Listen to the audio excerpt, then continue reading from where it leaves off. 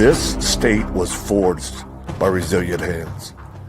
Men and women who stood their ground and fought to protect the next generation. I've spent my life on the front lines of adversity, defending, protecting, and rebuilding where others wouldn't dare to go. Now, my mission is here to restore strength, renew hope, and protect the Colorado we love. Well, and our whole team made that commitment. Day one, it was, we're going to treat this campaign like a deployment. Our first 100 days in office with my Colorado Works Better plan is about cutting the bureaucracy that stands between your tax dollars and real results.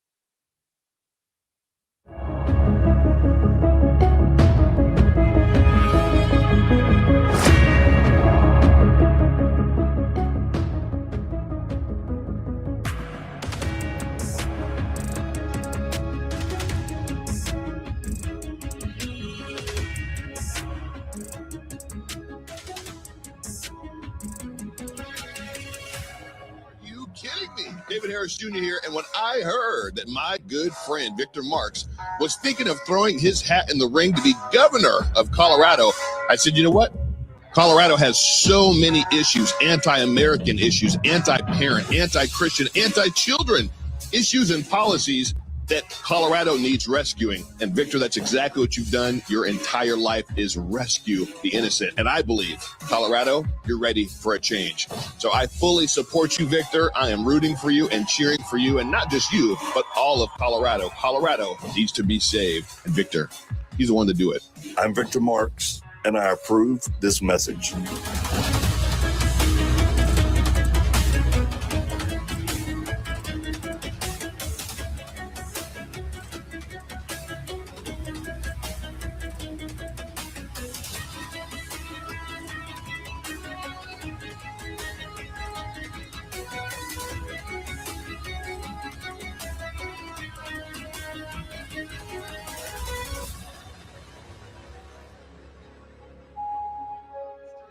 Well, listen, when I got drafted here in 2012, this place was so beautiful here, and I couldn't believe it. And when we went downtown, I couldn't believe I could just leave my car unlocked. And I've watched it deteriorate over and over. We've been overrun by illegal immigrants, illegal gangs, and drugs. Then we have a governor who's spineless coward of a governor. Spineless coward. I want you guys to know that Victor didn't call me and ask me to come and do this.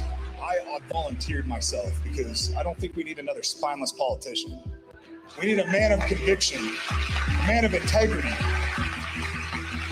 And it's an honor to stand up here and put my endorsement behind Victor Marx. I would love nothing more than for our governor to be a man that our children can look up to. Our young men can look up to him because he's the type of man that I look up to, and I hope to be more like you someday. So thank you, Victor. And let's go get a win.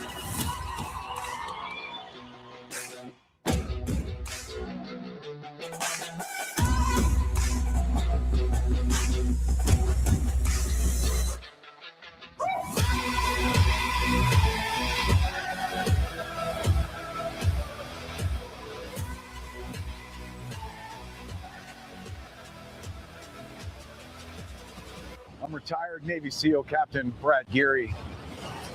A few years ago, a friend told me about Victor Marx, so I watched his Sean Ryan episode. He has the most powerful testimony of resilience, grace, and forgiveness that I've ever heard.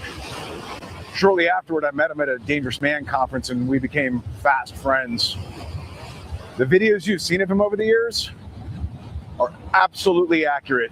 He is genuine and transparent, and he's like that in real life. Humble, funny, and rough around the edges in all the right ways. If I could afford it, I'd move to Colorado today to vote for him as governor. I'd follow that dude to storm the gates of hell if he asked me to. Victor is a protector. He is a trailblazer. He is a leader, and he's a friend. Colorado, make him your governor. My name is Victor Marx, and I'm running for governor.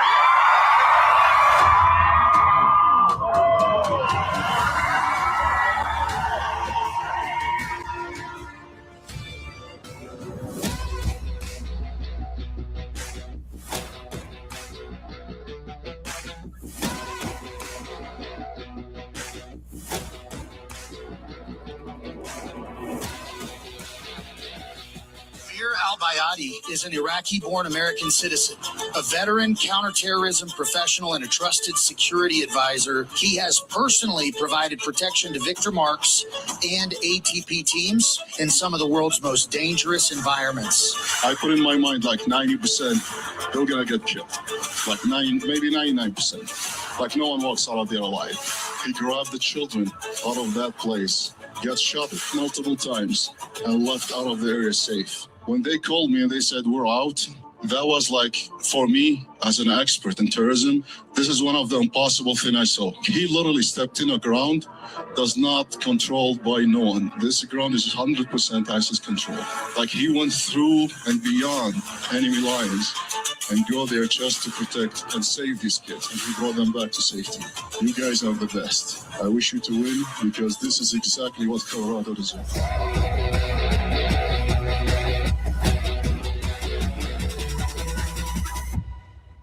I'm Tom Nestor. I'm the current Lincoln County Sheriff out here in Lincoln County. Colorado has changed in a horrible way. When I started in this job in the 1980s, we'd get a couple calls for service a day. We're doing 100 calls for service right now. I've got 13 patrol guys and 2,600 square miles. Right now, Lincoln County's leading the way in child predator stings. We could fill up my jail. I have no more room. And many of these stings are illegal immigrants. We've got to do better in Colorado to support our law enforcement, get them what they need. We need the room. And I think Victor Marx is the guy that's going to make this happen. I support him. I think he's going to do everything we need to do. He's not your regular politician. I've been the sheriff since 2007. Like I said, I've been with the department since the 80s, and the change is horrible. For the first time in my life, we're thinking about moving out of this state. My family's from here. I graduated from this stage right here in the 80s, and it breaks my heart to ever think about leaving Colorado, but we need to get it back. We need a good conservative, Christian man in that office, and that's why I'm supporting Victor Marx. Thank you.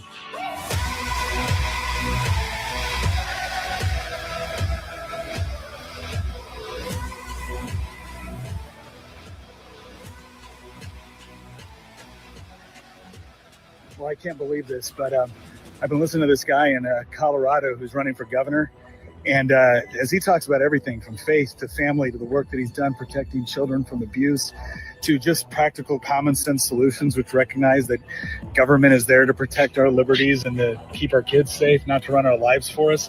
I just feel like this guy makes a lot of sense. So I guess when it comes to the governor's race in Colorado, I'm a Marxist.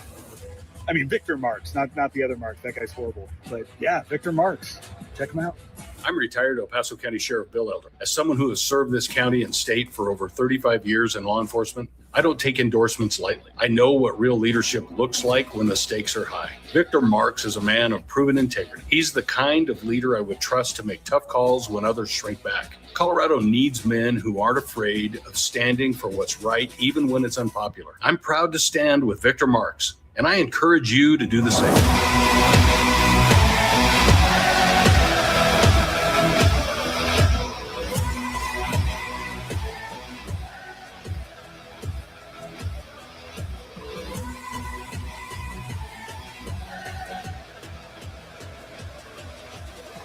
Hey, Real Colorado, Ted Nugent here reporting for duty. I remember and cherish Real Colorado, and I know the heart and soul of the best families in that great mountain state.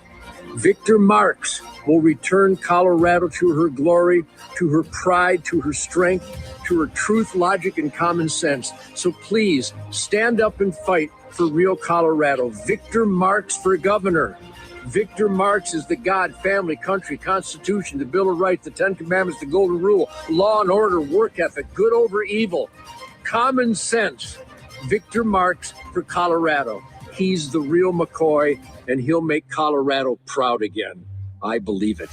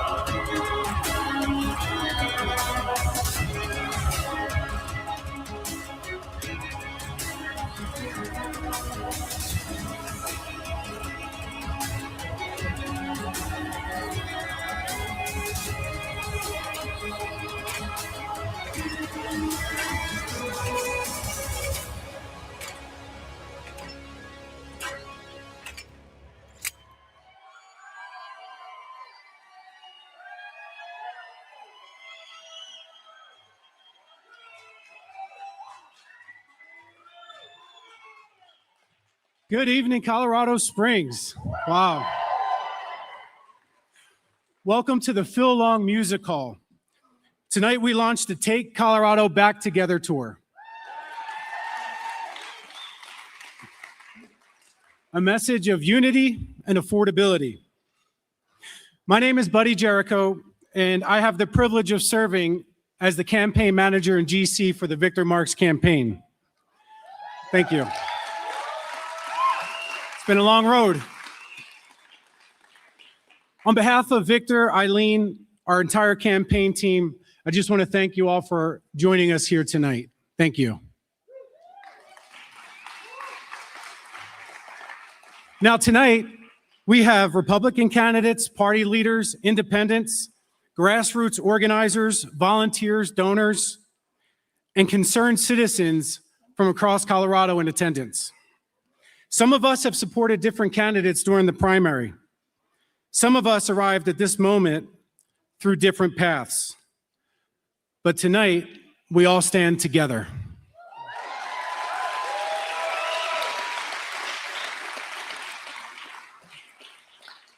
Now, as you know, we had a hard-fought Republican primary, but now we have a real opportunity to win the general election, change the direction of this state, and build a government that works for every Coloradan.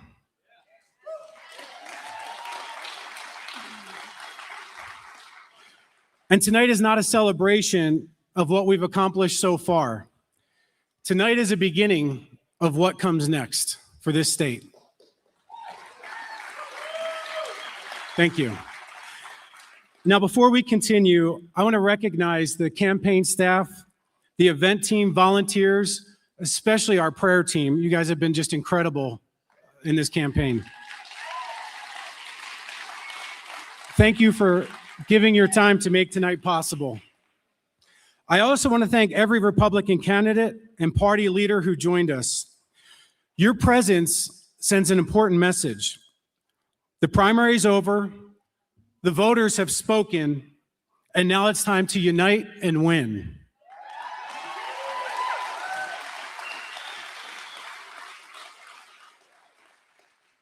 Okay, now before we get started, I'd like to bring Jasper to the stage. Jasper, Chrissy, and Mark Geist. They should be nearby.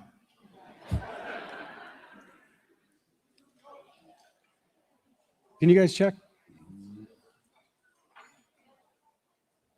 They're probably in the green room. They can't hear me. They're going to get us started with the Pledge of Allegiance. Yeah.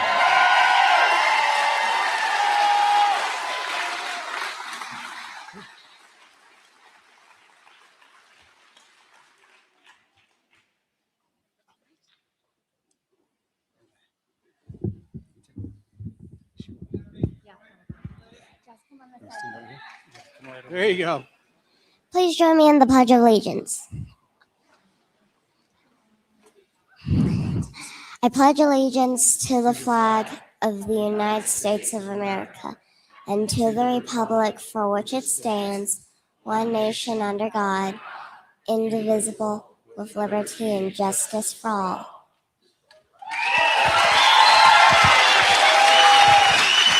Hey, let's hear it one more time for her. Come on. Thank you. Hey, as you take your seats, if you are a veteran, active duty, or law enforcement or firefighter, please stay standing or stand back up. I'd like to recognize all of them.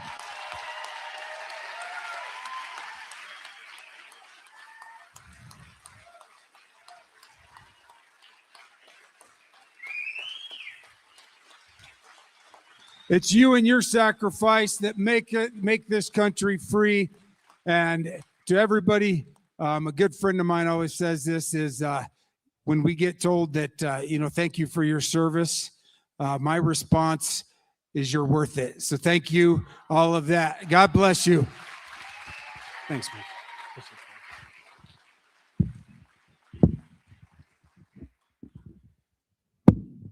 Okay, just a few admin notes real quick before we get started. Many of you have noticed that Chris Wood has been hard at work up here for the past hour.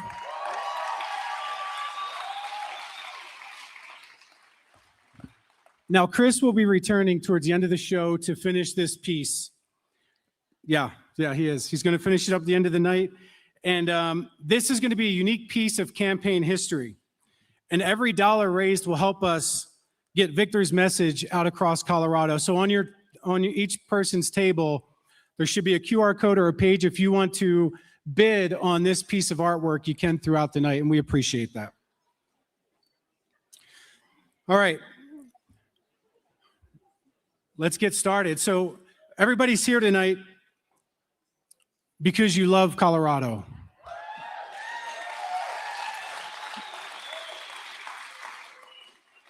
You love its beauty, its communities, its people, its opportunities, and what it has done for our families. But we also know that Colorado's priorities have become badly out of balance. This year, lawmakers considered a bill that would decriminalize prostitution between consenting adults across the state. Yeah. Now, I'll tell you, folks, that's one of the things that has really motivated me on this campaign trail with Victor, because I fought and served for this country, and my friends, my battle buddies would be rolling over in their grave if they knew that one state in the United States of America was even considering this.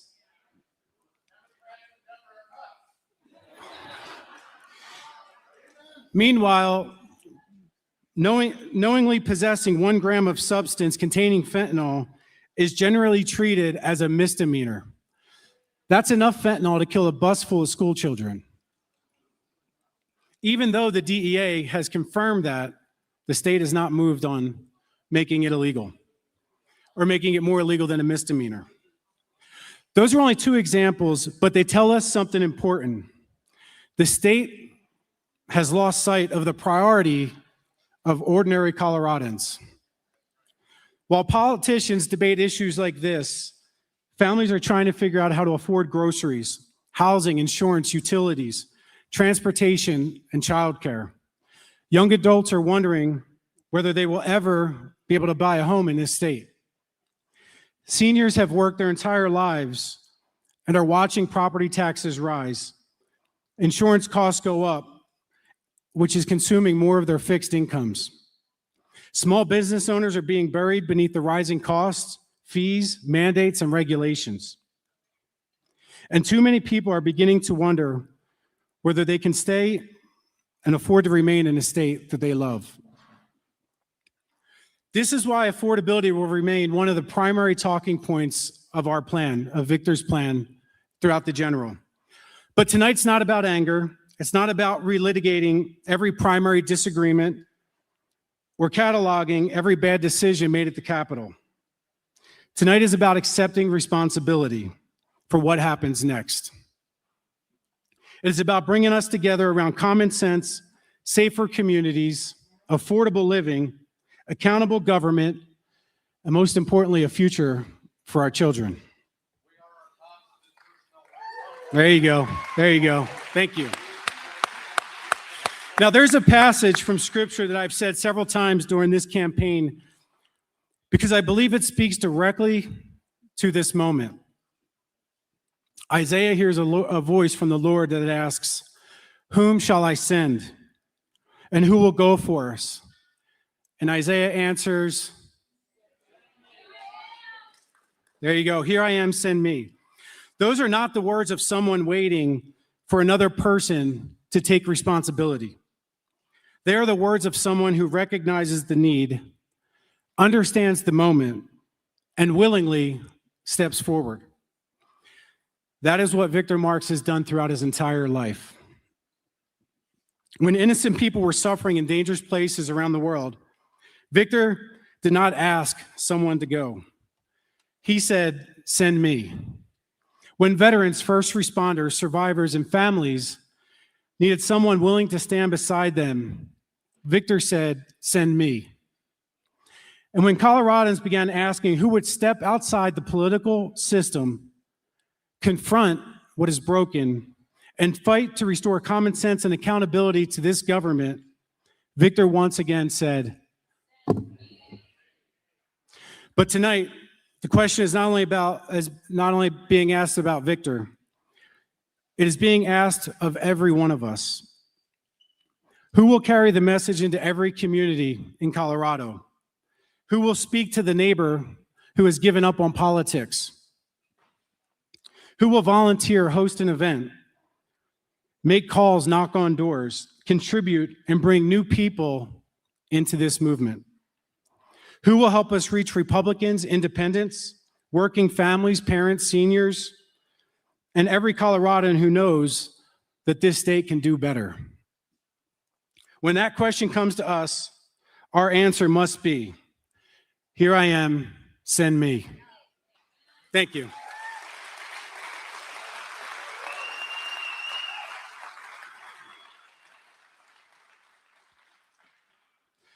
Okay, our first speaker tonight is Mr. Steve Burton from CD7's Board of Education. Steve, please come to the stage.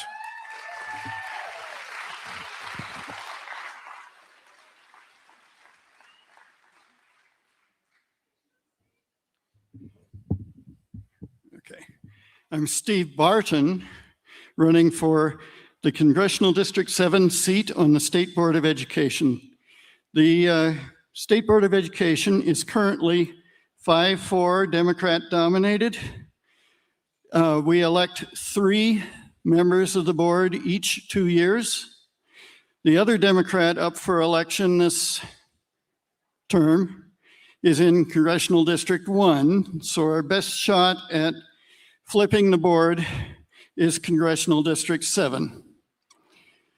Now, the more I've been reviewing the state board's actions and decisions, it seems as though they are intent on, number one, excluding parents from any role in the education process. Just as an example, they are enacting a new rule on the Colorado Reads Act, which provides subsidies for reading instruction for those who are having trouble learning to read. But the parents are only consulted at the end of 3rd grade when they're deciding whether to hold the kid back an extra year. Parents should be involved long before that.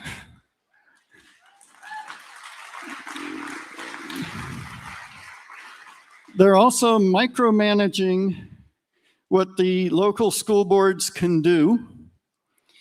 For example, they have imposed a rather lengthy, detailed rule on school buses. And guess who is not consulted in bus stop placement? Neither the driver nor the parents. In addition to that, they are demanding rather large dossiers on all the students, including their graduation plans, their test scores. For example, on the Colorado Reads Act rule, they're demanding that each school district send updates on each student essentially every quarter. So I'm Steve Barton. I'm running for the Colorado State Board of Education, Congressional District 7, and tomorrow's my birthday. So my brochures are already a bit out of date because, not for that reason, but because of what I've been finding as I study the state board's rulings. So please look at the website, bartonforcolorado.org. And I have cards if anyone is interested. Talk to you later. Bye.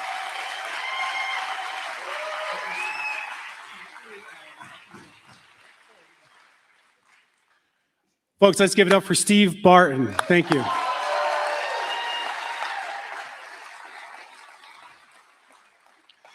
Now, tonight we're going to hear from leaders who understand what is at stake in this state and who have answered the call to serve. Our first speaker served our nation for nearly 30 years.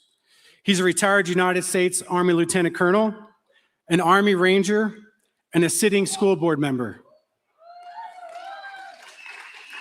He's also a father and a Republican nominee for Congress in Colorado's 7th Congressional District. Please welcome to the stage Mr. Tim Bennett.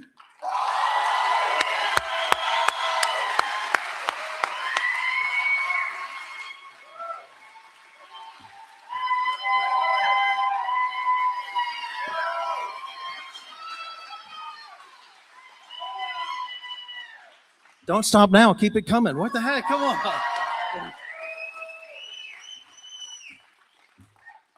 I'm Tim Bennett, and I'm honored to be here tonight.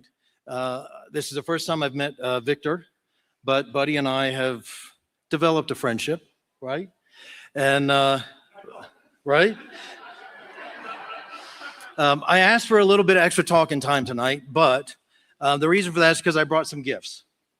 And before I give this out, let's see, Kendrick Davis, Kurt, and Victor, but I went to go see a friend of mine for coffee yesterday. He's an extremely accomplished man, probably the most accomplished man that I've met in my life. He helped win the election, his software for Donald Trump. He actually lives here in,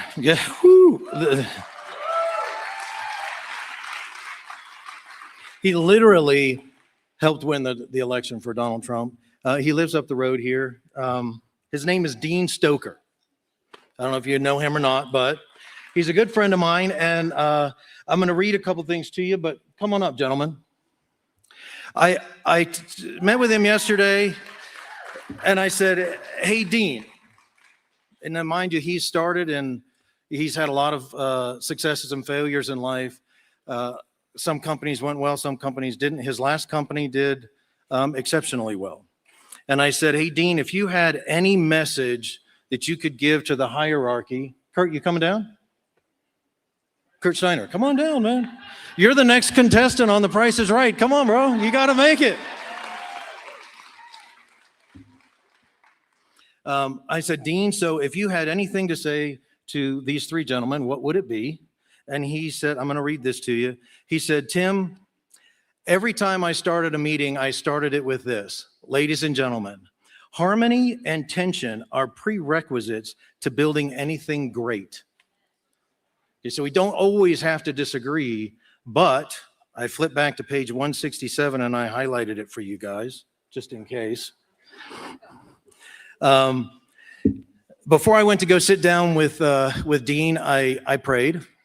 And I was going to get him to sign these books, and I opened it. And lo and behold, I opened it to this page. It's page 167. Name of the book is Masterpiece, by the way. And the first thing that came out to me, it says, it was about whether and how the two of us could gracefully resolve a conflict without burning bridges. So, gentlemen, to go along with the theme of tonight, I offer you these gifts.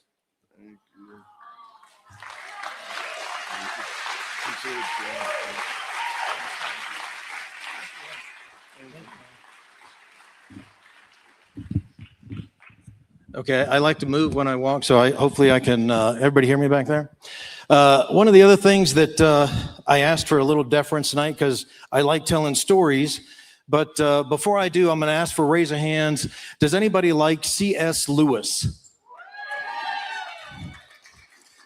So C.S. Lewis once said that stories avert the protective demons of a man's heart. I have tried this out on Democrats, and believe it or not, it works. If you just come up and tell them something, they will not listen. But if you can tell them the right story, you can kind of get around some of their protections and some of the reactions that they have. So I'm going to tell you something about commitment, but I'm going to start with a thought that says that tyranny and oppression are horrible things. And at some point in life, everybody has felt maybe it was at the DMV, maybe it was wherever you were, but you probably felt a little oppressed at some point. Far worse than that is the annihilation of a way of life, right? That's what we're facing today. We have an election in 4.5 months. 4.5 months. Now, Kendrick Davis can attest that he and I have been talking about teamwork for a long time. And I can tell you that I searched data. And where's my friend from Jefferson County? Raise your hand. You and I talked earlier. Where are you? Yeah, she's not raising her hand. There you are, right there. There's 100,000 votes in Jefferson County alone. Malat Quiros just won. She knocked on 100,000 doors. 100,000 doors. We can pull, for that man right there, 100,000 votes in Jefferson County alone.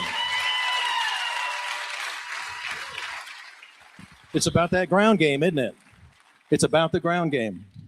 And you know who benefits from that? Every single state race.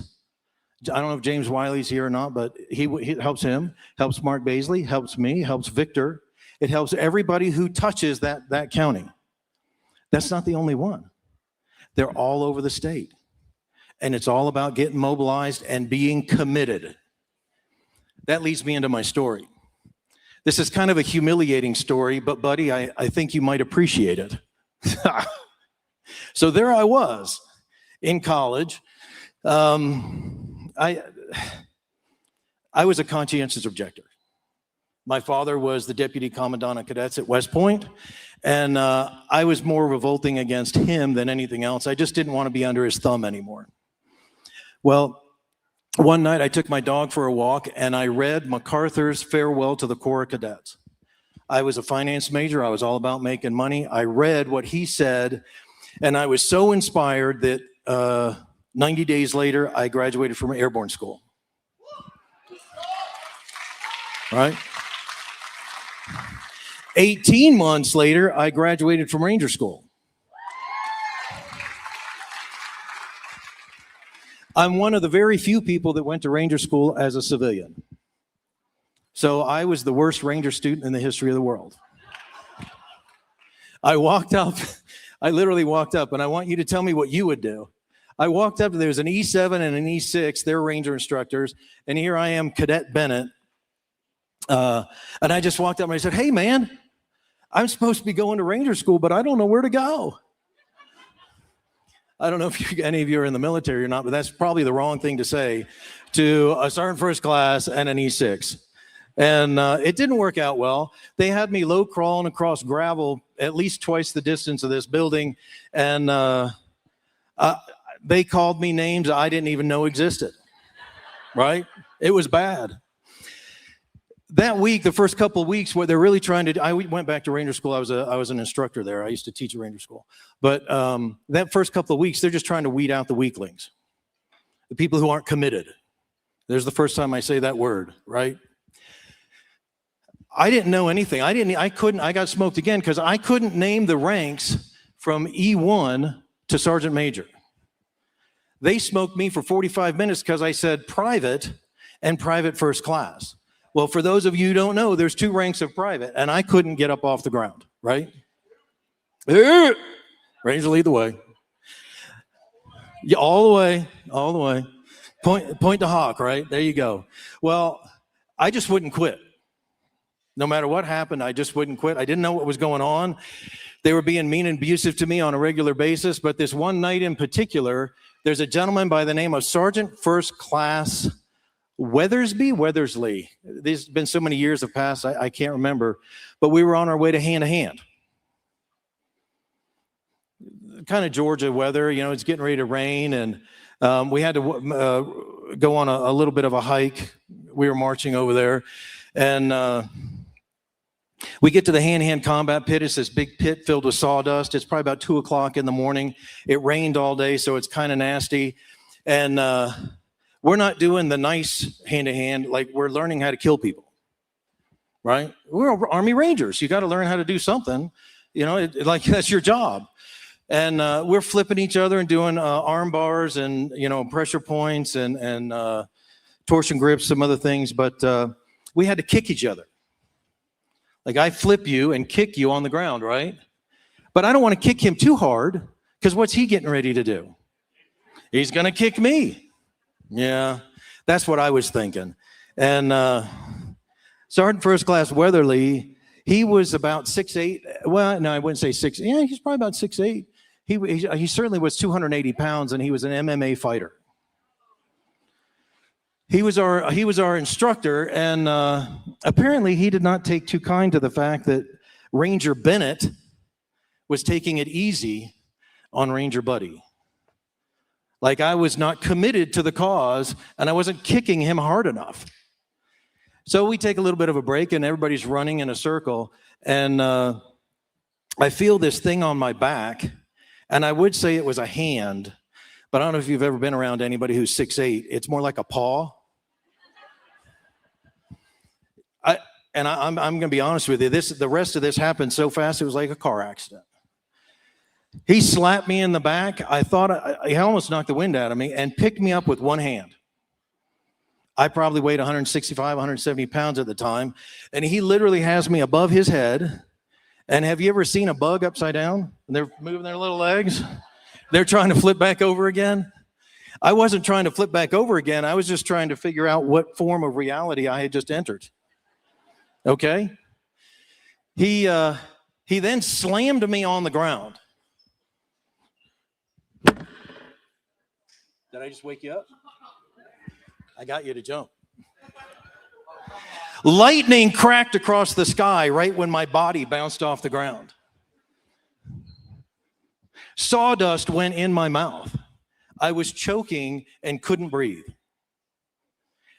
He got his face about 1.5 inches away from mine, and he said, I'm not going to cuss, but he did. And he said, Ranger, don't you ever shortcut me again. If you do that, people die. You have to be committed to what you're doing. Understand me this, Ranger. It's a Ranger tab or a body bag. That's it for you. Do you understand? Well, I couldn't breathe. Lightning literally cracked across the sky. It started raining. I have never gotten over that event to this day.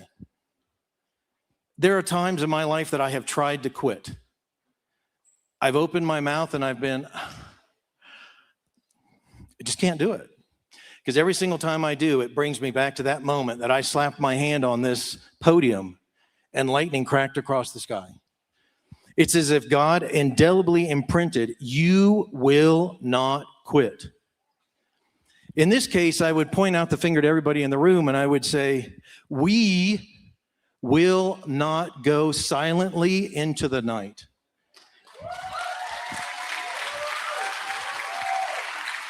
We are not going to face annihilation because families,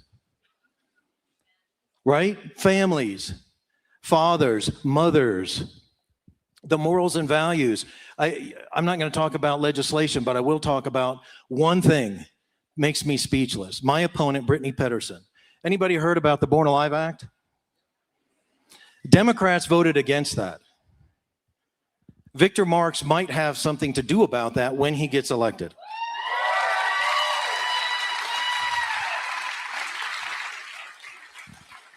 I will promise, I have made promises in the past, and this is one I'll keep. I've made another one down in Custer County the other day. And I promise you that when I'm elected, you will hear me on the floor of Congress. Okay?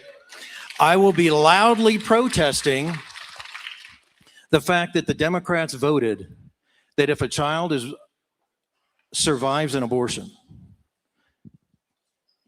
that instead of letting that child cry itself to death, we will provide it with health care.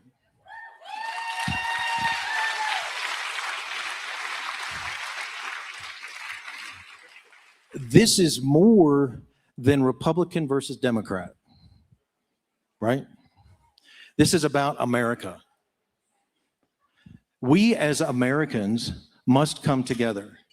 Any of our trivial issues, and I call them trivial because when you're fighting against killing babies, everything else pales in comparison to that.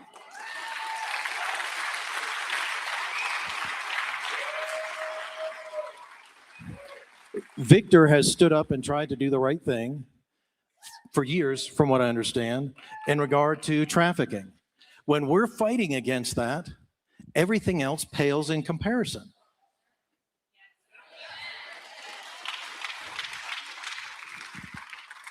What is it going to take for us to win?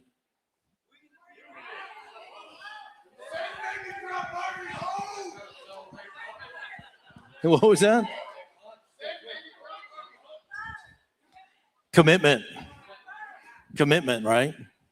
I can tell you that, one, I'm so happy you guys invited me tonight. I truly am. He and I had coffee not long ago, and we had very honest conversation, very, very honest conversation, I'd say. And I learned to respect him tremendously, okay? I trust Buddy. Beyond that, the commitment has got to be, in any team, it's a commitment to each other, right? So, Victor, I'm committed to helping you win. Yeah.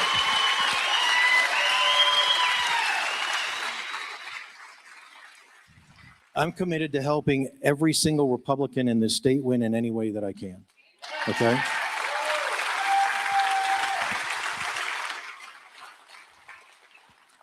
And my name's Tim Bennett. I'm running for Congress in Congressional District number 7.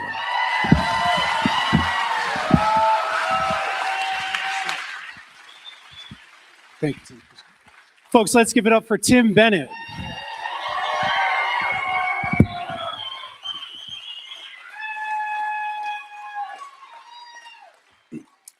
And Tim's right. We had a very honest conversation. And Tim, thank you for your service. Seriously, thank you for your service. Rangers do lead the way. All right, service does not end when the uniform comes off. It continues whenever someone is willing to step forward, take responsibility, and represent their community. Our next speaker has answered that call as the Republican nominee for Colorado House District 40. Please welcome to the stage, Clinton Porter.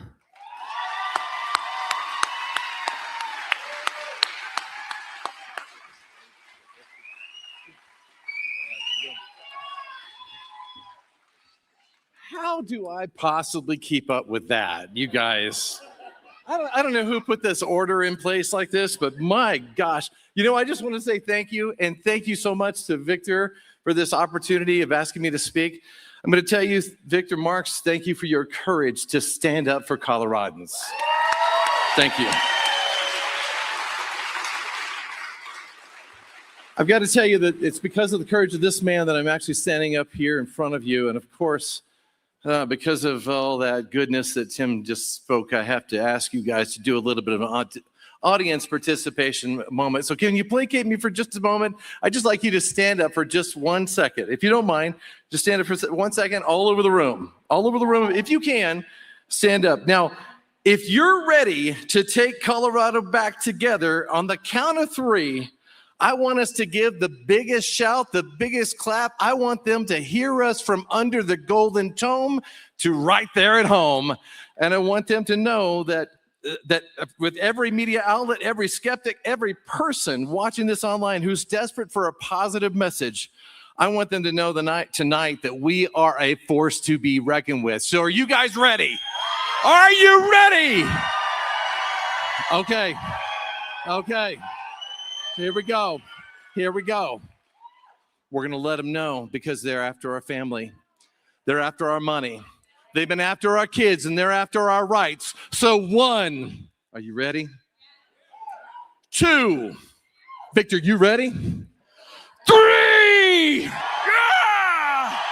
Woo! Yes! Woo!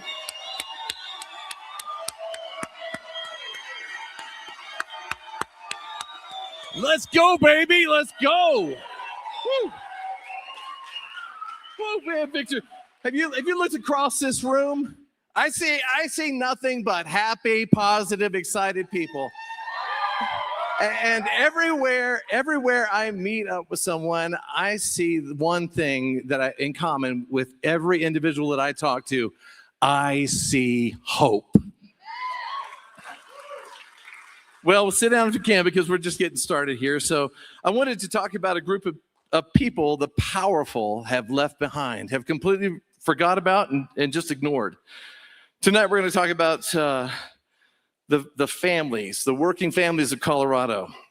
So for 19 years, we've been witness to the greatest stranglehold on Colorado and Coloradans by a supermajority of leadership and their minions.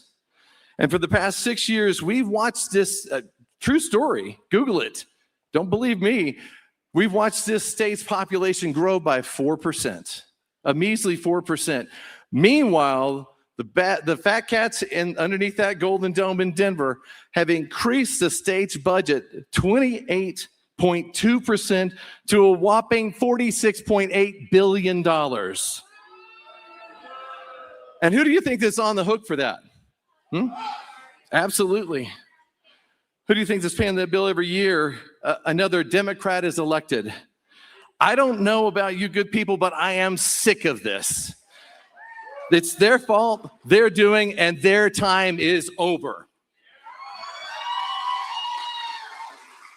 So let me tell you where I come from. So while I voted as a Republican and a conservative all my life, I grew up in a blue dog Democrat home in Houston, Texas, living with my grandparents. We were 8 people living in a tiny 1,300 square foot home with 3 dogs, 2 cats, and 1 bird named Baby. And I'll tell you this, I don't say this as a confession, but being a Democrat in that home meant that you worked hard with your hands and you looked out for the person that was working alongside of you. And you believed that if you just did those things in America, you might have it better than your kids might have it better than you did. So my grandmother didn't just believe it, and I got to talk about my granny for just a second.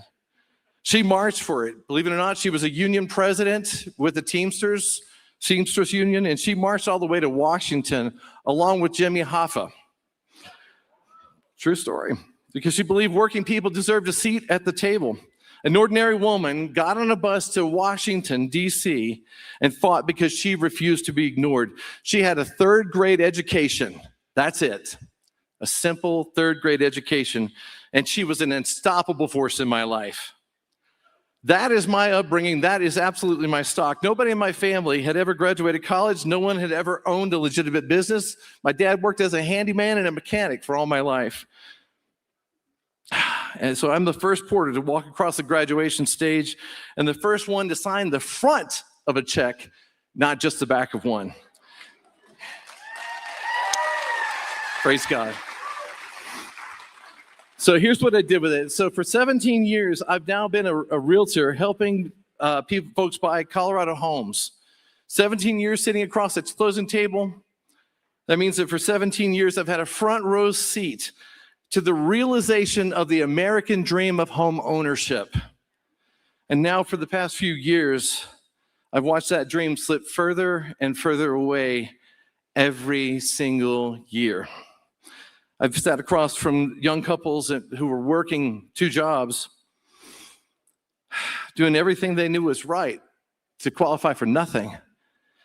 And nothing, I have to say that nothing breaks my heart each and every time than to hear people say, Clinton, I just can't afford to live here. And unfortunately, I got some news this morning from some dear friends that they are now faced with the same reality that I've had to face over and over and over again until I made this decision to run for this office. Clinton, we can't afford to stay. I didn't read about our affordability crisis. I've watched it happen family by family, kitchen by kitchen. And you know exactly who did it. It's not Trump's fault. It's not the Iran conflict. It's not just bad luck. It's 19 years of one party, Colorado legislature and governor, that calls taxes fees. And so they never have to ask for your permission. That's exactly why. Fees on your car, fees on your energy bill. And this year, they voted to sue away the taxpayer bill of rights, the one tool that forces them to ask before they sell. My grandmother marched on Washington because working people were being ignored. I am running for Colorado House of Representatives, District 40, for that exact same reason. It was a different time and a different city, but it's the same fight. Now, I've heard that the people say that my House seat can't be won. And here's what the numbers say, because it's all about the numbers in politics. The last cycle margin in our district was only 5 points. It shrank by 5 points. Only 5 points in one cycle, no money in that race whatsoever, no momentum behind it. And this year, we face a 6-year incumbent who must defend her every single vote in front of the people that she's hurting. The cost of living in my area, here in Colorado Springs, in Denver, anywhere else in Colorado, does not care what party you belong to. It doesn't matter if you're unaffiliated. It doesn't matter if you're Democrat. Listen to me. It doesn't matter if you're conservative, Republican, Libertarian. We are all affected by this out-of-control spending. Colorado businesses and families are moving because they can't pay their bills on Denver promises. And the icing on the cake, and you folks need to know this, the icing on the cake is that the next legislature won't be the same Democrats. No, their primary races have been lost due to the most disturbing socialists in our state. That's how critical this is. This is a situation where we can't get it wrong this time. We have no choice. But I can't do this alone. Victor Marx can't do this alone. They have the money. They've got the machine. All we have is each other. And that is exactly what my grandmother won her fights with.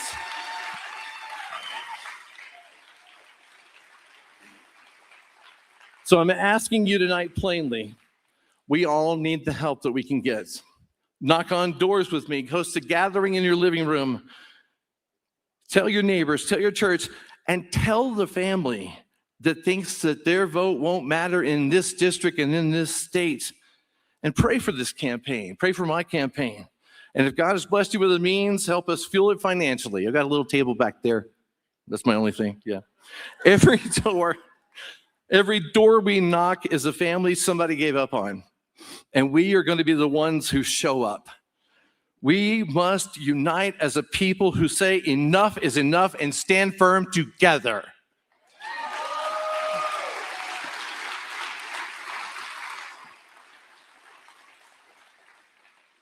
So because when we win, and with your help, we will win, the agenda is simple. When the state takes money from every pocket, it's a tax, and you should have a vote on that. Every fee will be challenged. Every mandate driving up housing and energy costs immediately goes on trial.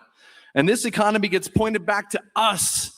We are the priority. We are the people.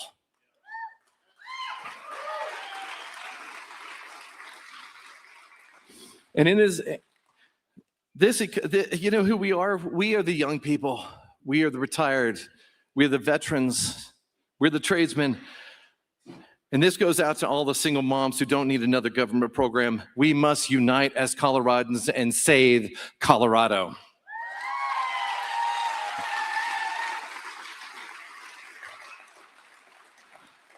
I was the first in my family to graduate college. I was the first to build a business, and I am the first to run for political office. I will not stand by and let ours be the last generation that got the chance. They think this House seat is safe. They think the governorship is safe. Let's introduce ourselves.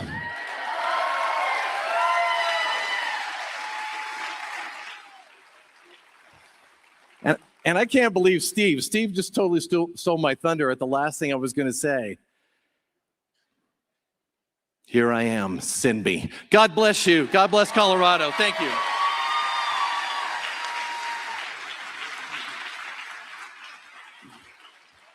Ladies and gentlemen, let's give it up again for Clinton Porter.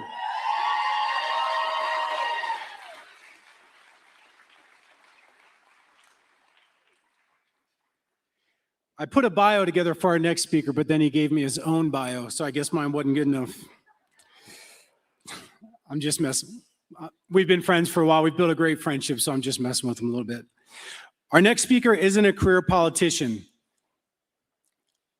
He's someone our state needs more of, a hardworking Coloradan who stepped up because he believes our communities deserve better. And I've seen and talked to him about this firsthand. He's a proud sixth-generation Coloradan, a small business owner, a single father raising his son, a football and a baseball coach for our youth, and a devoted caregiver for his mother.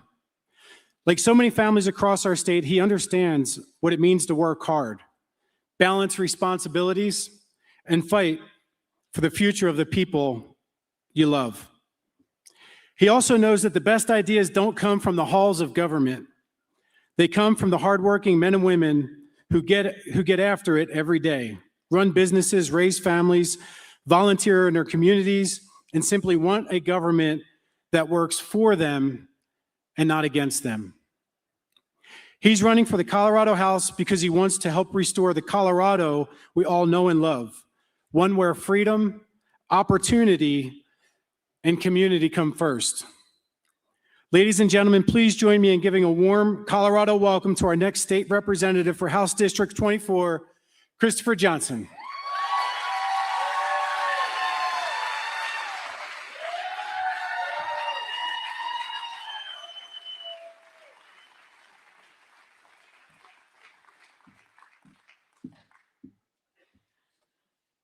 Well, folks, trying to follow Tim and then Clinton and a speech that I had written, this is going to be a disaster. But you know what? That's okay. You know, I am honored to be here tonight, especially knowing that in just a few minutes, you'll hear from the man who changed the direction of my life. In February, my son, George, sitting up there, he and I attended Victor's Jefferson County rally. George was sitting right beside me. Like many of you, I came expecting to hear a great speaker. I did not know that God was going to ask something of me. Victor challenged everyone in the room with one simple question: who's willing to step up?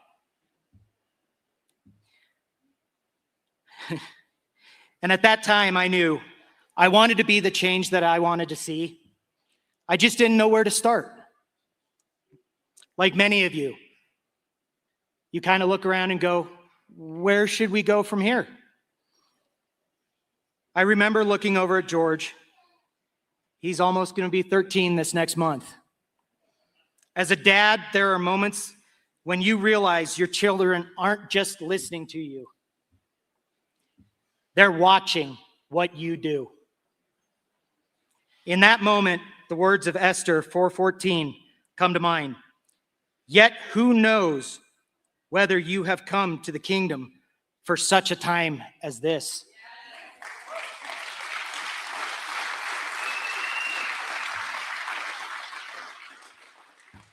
I realized that if I wanted my son to believe that ordinary people can make a difference, I had to be willing to be one of those ordinary people.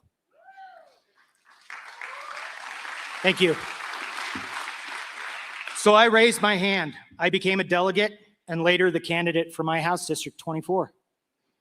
Not because I wanted a title, not because politics has ever been my dream. I wonder if I'm waking up from a nightmare some days. Because serving has always been my calling. I am a Christian. I am a single father.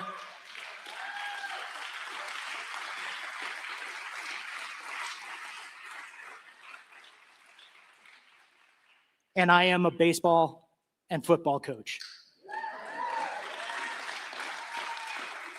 You know, coaching kids teaches you something that's easy to forget as an adult. Every player has a value. Every player deserves respect. And every team succeeds when people stop thinking about themselves and start working together.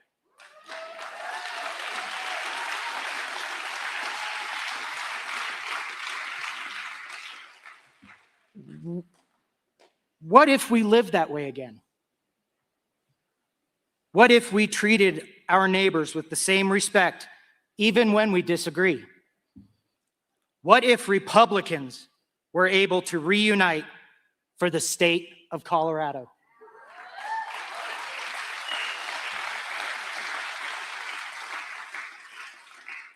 I believe Colorado is hungry for something different. Not more arguments, not more anger, not more people telling us who to hate.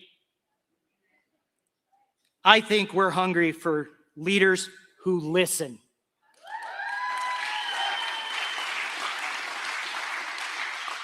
Leaders who serve. Leaders who bring people together without compromising their principles. We don't have to agree on every issue to respect one another as neighbors.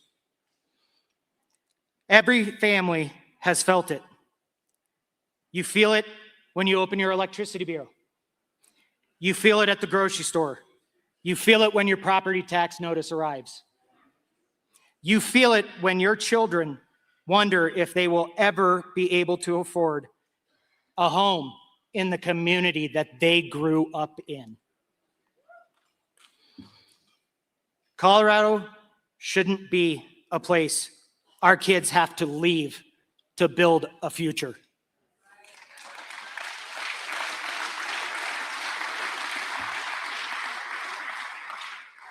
We need transparency. We need accountability. We need a government that removes unnecessary barriers instead of creating them. Parents deserve to know how education dollars are spent, what their children are learning, and every child should be safe in school.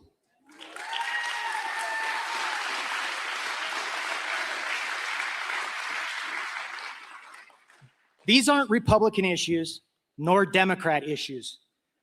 These are Colorado issues. These are family issues. These are community issues. I'm proud to be a sixth-generation Coloradan. I'm proud to be an American. And I am grateful for the generations before us who have sacrificed so much for the freedom we have today.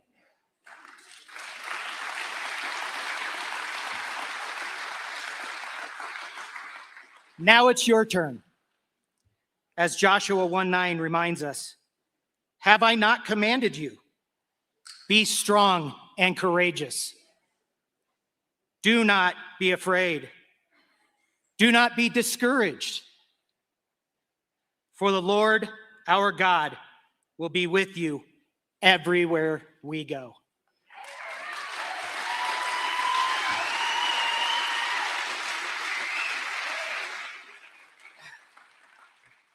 Those words weren't written for people with easy lives. They were written for people facing difficult decisions, for people being called to step forward in faith. Maybe God has a calling for us, not just me, for such time as this. The question isn't whether Colorado can change. The question is whether we will answer the call.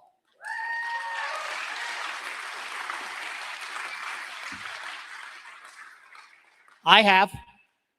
Now I'm asking you to answer yours. Join me. Join me in choosing unity over division. Join me in making Colorado affordable again for working families. Join me in restoring respect to public office. Join me in proving that neighbors can still disagree and not be enemies.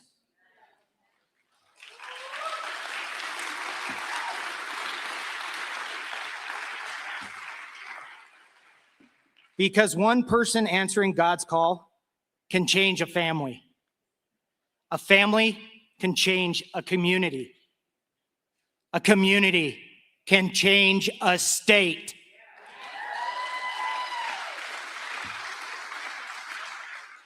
And together, we can change Colorado.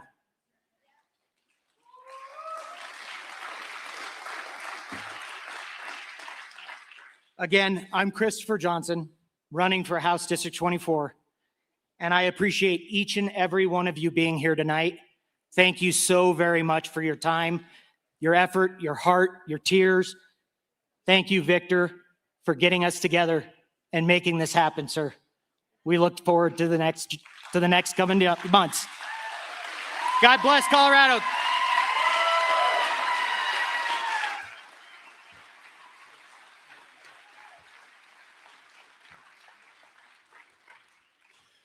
Thank you, Christopher. Please give it up again for Christopher Johnson, House District 24.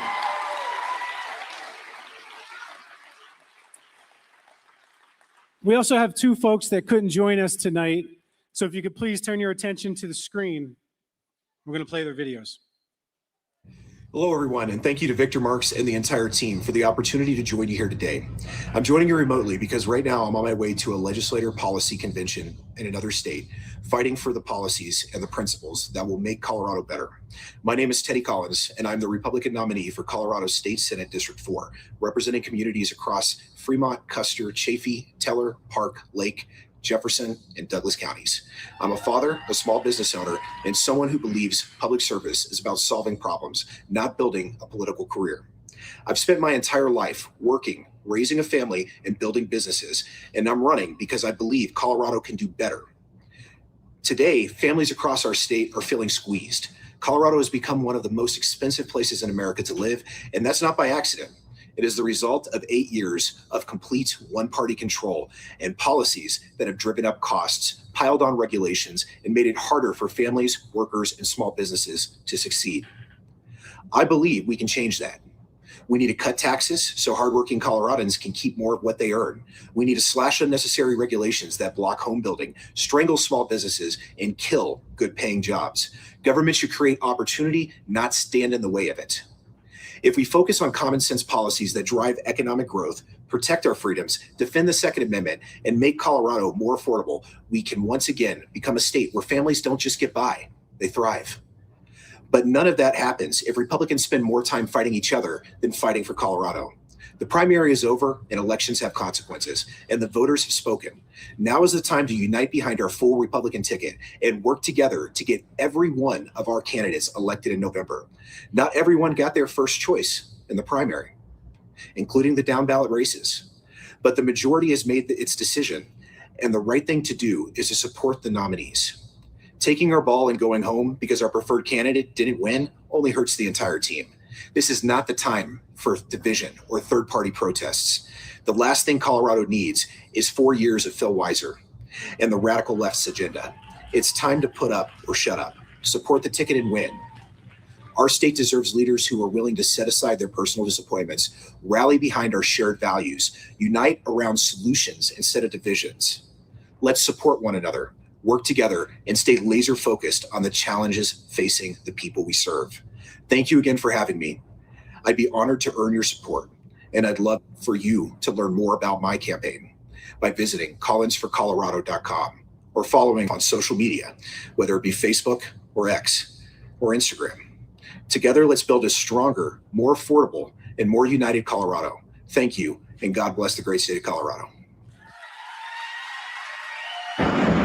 Hey, it's Congressman Jeff Crank. I'm sorry I can't be with you. I'm headed out to Washington, D.C. for votes tomorrow, so have to be on a plane tonight. But I wanted to just say how important it is for all of us as Republicans to fight for Colorado. We have to stick together and fight hard to take this state back that we all love.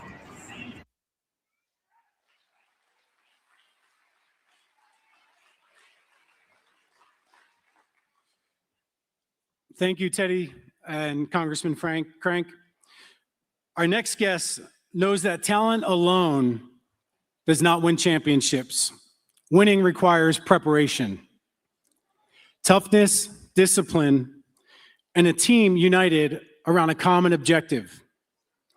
He's a 10-year NFL veteran and a former member of the Denver Broncos Super Bowl 50 championship team. Colorado, please welcome Mr. Derek Wolfe to the stage.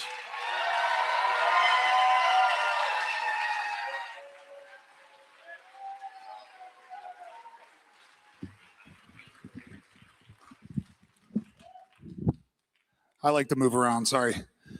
How we doing tonight? Yeah? Getting fired up. Where's Victor at? What's up, brother?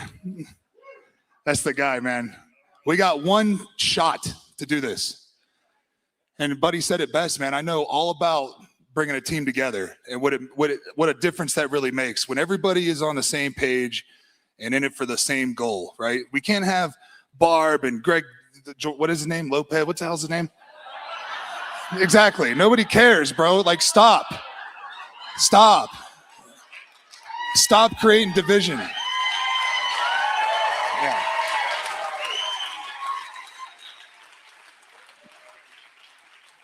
We've got one chance here. We've got a great opportunity with a great candidate that can win. Finally, somebody who can win. I mean, it's almost like, I went from a great team. I had 4 years with Peyton Manning. And it was like, it's like we always had a chance. There was always a chance to win a Super Bowl when you got Peyton Manning at quarterback. And then he was gone. Things were looking real dark. And you guys know what that looked like. That was real bad. And then Bo Nix comes in, right? And now they're winning football games again. They're making the playoffs, AFC championship games. Now there's hope, right? There's some hope. Because all it takes is that one piece of the puzzle, right? If you get that one piece that can unite everybody together and get everybody on the same page, that's the guy. That's the guy.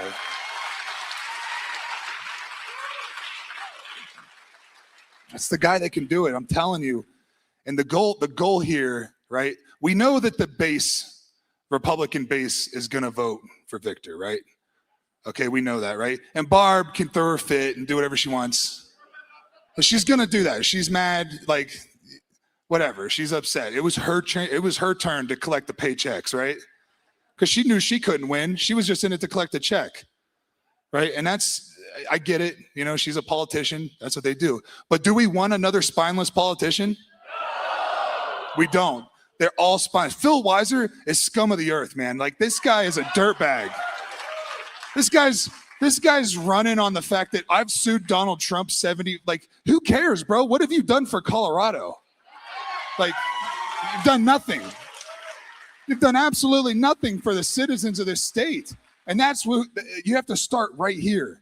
Who cares about what Donald Trump's doing? I don't care. I really don't. All I care about is what's going on here in my state. I care about what's going on in my local elections, what's going on in my schools. That's what I care about. Like, I don't care. I don't care about the federal government right now, right? What we have to focus on is what's going on right here in the state. And what's going on is, when is enough enough? Have you guys not had enough of this? See that? I didn't cuss, Victor. You see that? Starting to polish up a little bit. But I've had enough of it. I mean, just everywhere you look, man, it's like, I drive a Cybertruck. Everywhere I go, I'm getting flipped off. I'm like, what? Why are you flipping me off? Oh, I hate Elon Musk. I'm like, okay, what does that have to do with me? Like, it's just like we live in this crazy world right now where, and listen, I understand why the younger generation is moving towards socialism, right? Because I understand why they're doing it, though. Because think about it, there's nothing for them. There's nothing for them, right? Rent is through the roof. Right? I'll give you a good example. I have a really close, I have lots of liberal friends, like super liberal friends. And one of our closest family friends, they're super lib. And, we get in these arguments and I'm just like, I'm not going to argue with retarded, but whatever, you say whatever you want. This is, but we had a housewarming party at their house, right? I was like, oh, it's great. They bought a house. And I was like, oh, I asked them what kind of rate they got on their mortgage. They're like, mortgage, we're paying rent. I was like, you just had a housewarming party because you found a place to rent? They're in their late 30s. And they're having a housewarming. That's the state. That's what has happened to this state. Rent is so high that people are having housewarming parties because they finally found a place that they can rent. That makes me sad, man. That's so sad. And that's what's happened. Like this younger generation, they don't feel like they can have kids because they both people in the household have to work, right? And listen, I'm sorry, right? But like little kids need their mothers. They need their mothers. Being a mother, and listen, I didn't have a great mother, right? So I was always envious of those kids that did have good moms. My mom struggled with alcoholism. I just lost her on a Christmas Eve this year. But we didn't have a great relationship, and at the end, I was able to forgive her, and I let kind of Jesus take that wheel. But it was hard, man. It was just really hard. But these young families don't feel like they can have a family. They don't feel like it's even possible because they can't afford it, because both people are working. And the numbers say that 20 to 30, I think it's like 20% of your income should be going towards rent or mortgage. These kids are paying 70% of their income towards their rent and mortgage. 70%, what's left? Nothing is left. And then they do have kids, okay? So now who's raising their kids? The state is raising their kids, and an iPad and YouTube and Miss Rachel and Coco Melon. Like, that's who's raising these kids. And then you wonder why they're little assholes.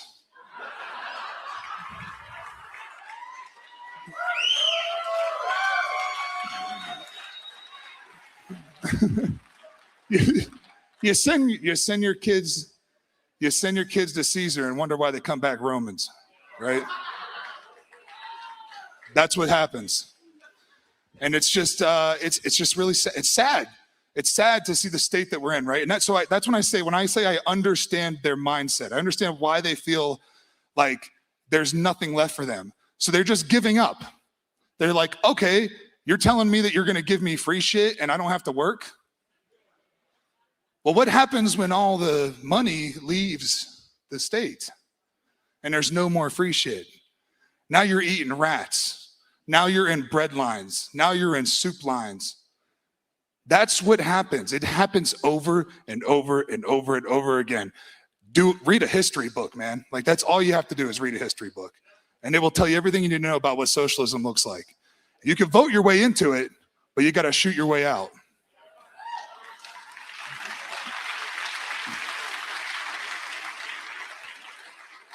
So I think that the key to winning this election is, first of all, they're gonna smear Victor, and they're gonna try to take his faith. They're trying to use his faith against him.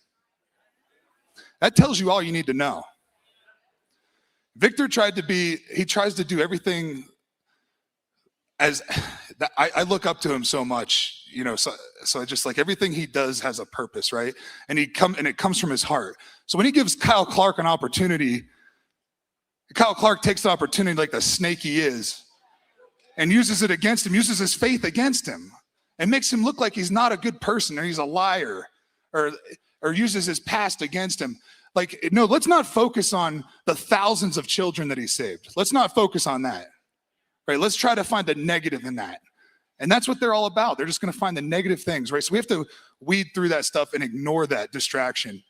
And the goal here, the only way that we win Colorado is if we can appeal to the middle. You got to appeal to the middle, and you have got to get people to show up and vote. So that is, if people don't vote, I don't want to hear any more bitching. If you don't vote, don't bitch. I don't want to hear it. I don't want to hear it. I don't want to hear you complaining. I don't want to hear you crying. If you don't show up and vote, if you don't participate in your government, then you're bound to be led by idiots. And that's how we've gotten where we're at. 20 years they've been just grinding us down, and we've just been taking it. And there's just been no hope. There's been one Republican 55 years. Just one. Soon to be two.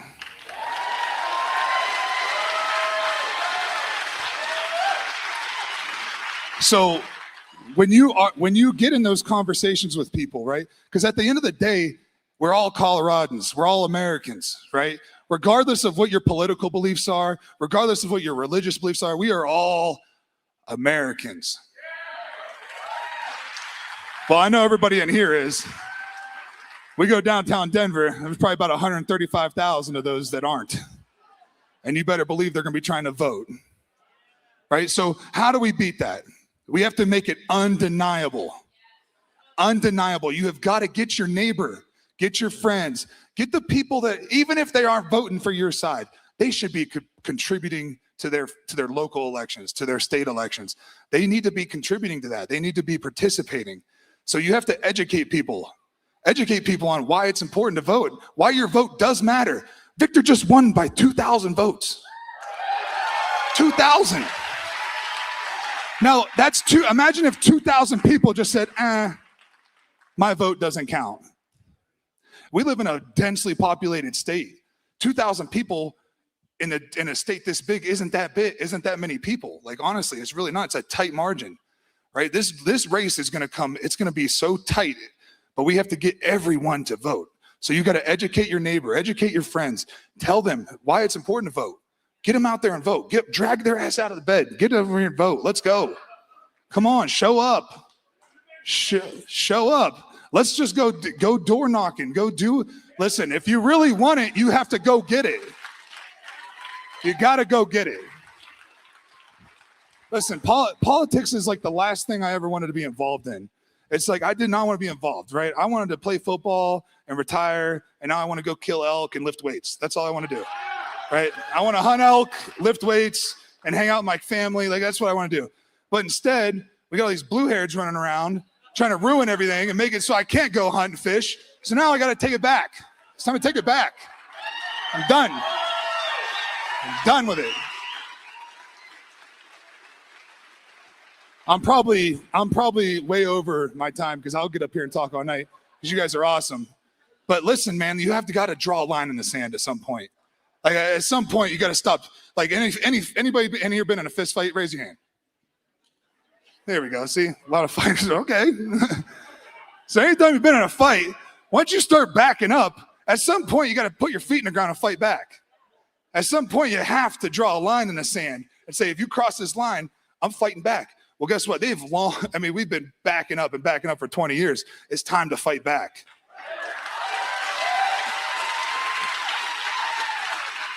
So I couldn't be more honored to be a part of this. And I just think that Victor has the best chance we got to win, man. It's the best chance we got.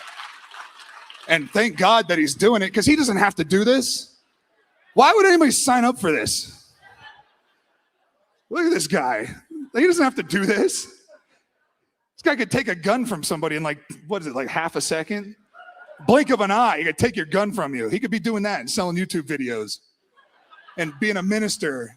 This guy could be in Syria or Lebanon or somewhere saving kids, doing something, exciting. Instead, he's arguing with these rattlesnakes.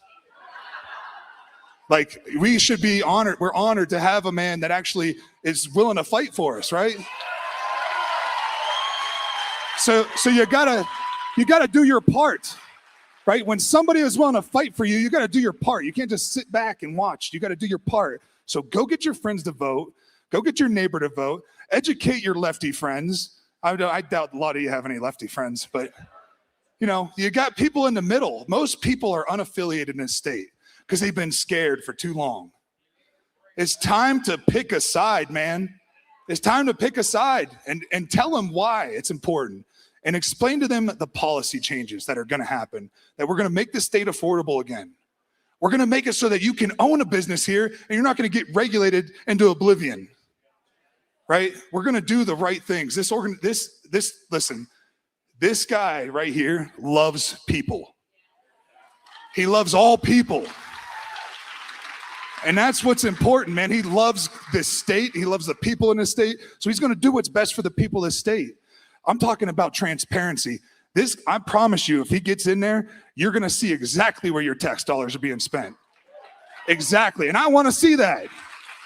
I'm just a poor white trash kid from Ohio, okay? And when I got drafted here, I was like, you're taking how much of my money? You're doing what with it? You're mutilating kids with my money. You're killing babies with my money. You're paying for illegals to stay in four-season hotel. Are you kidding me?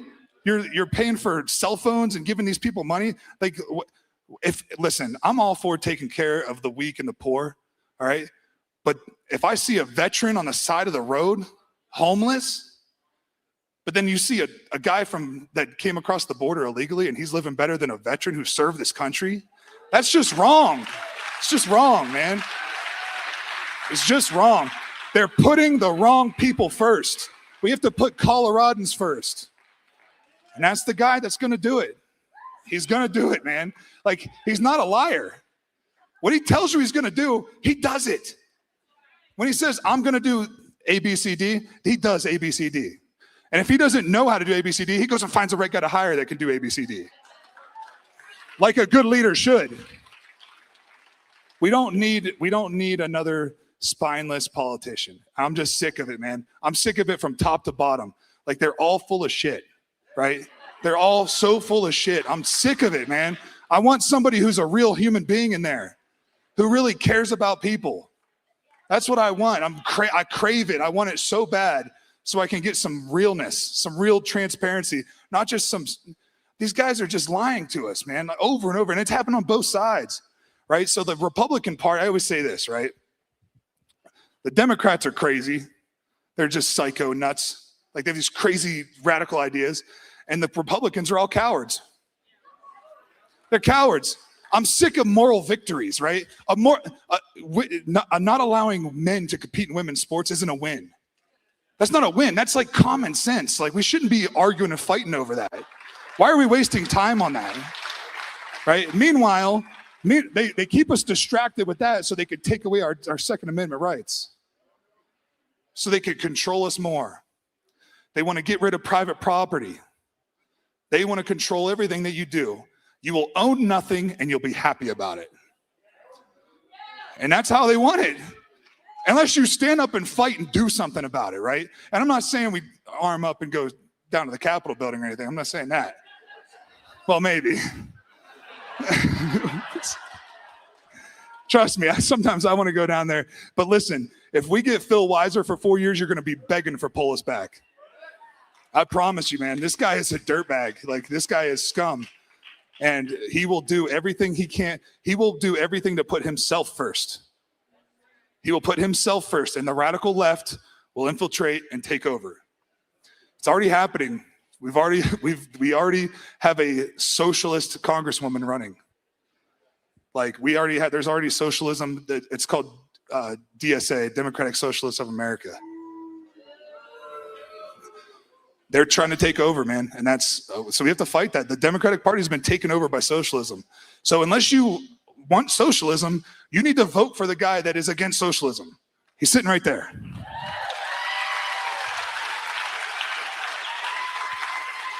So I'll say it one more time, then I'm gonna get out of here. I got a tea time at 8 a.m. I'm retired, remember? I get to do fun stuff now. But I gotta get out of here. I get my little girl to bed. And that's the other thing, man, as I love this state so much, because when I came here, I was just a 22-year-old boy getting drafted to Denver.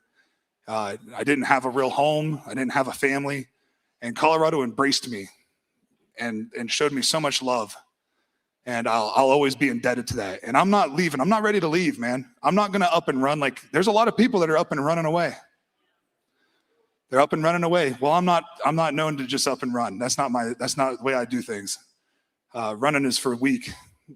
You know, I like to stand and fight, and I'll fight to the bitter end.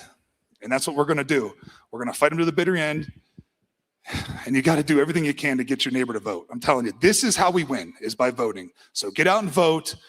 Do what you got to do. God bless you guys. Love you all. Thank you. Love you, Victor.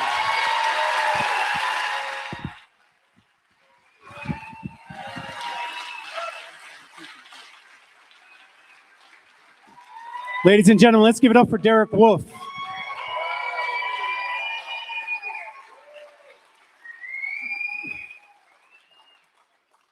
Okay, our next guest, she knows what it's like to enter the arena. She understands how to withstand the pressure and fight for the future of Colorado. Now, Danielle and I met a few days ago. Victor also met with Danielle.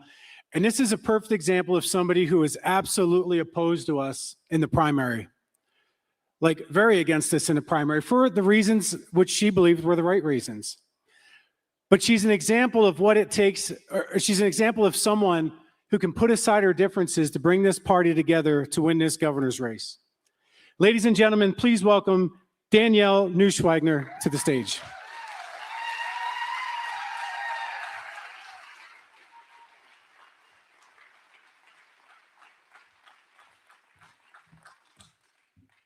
Hello, Colorado Springs!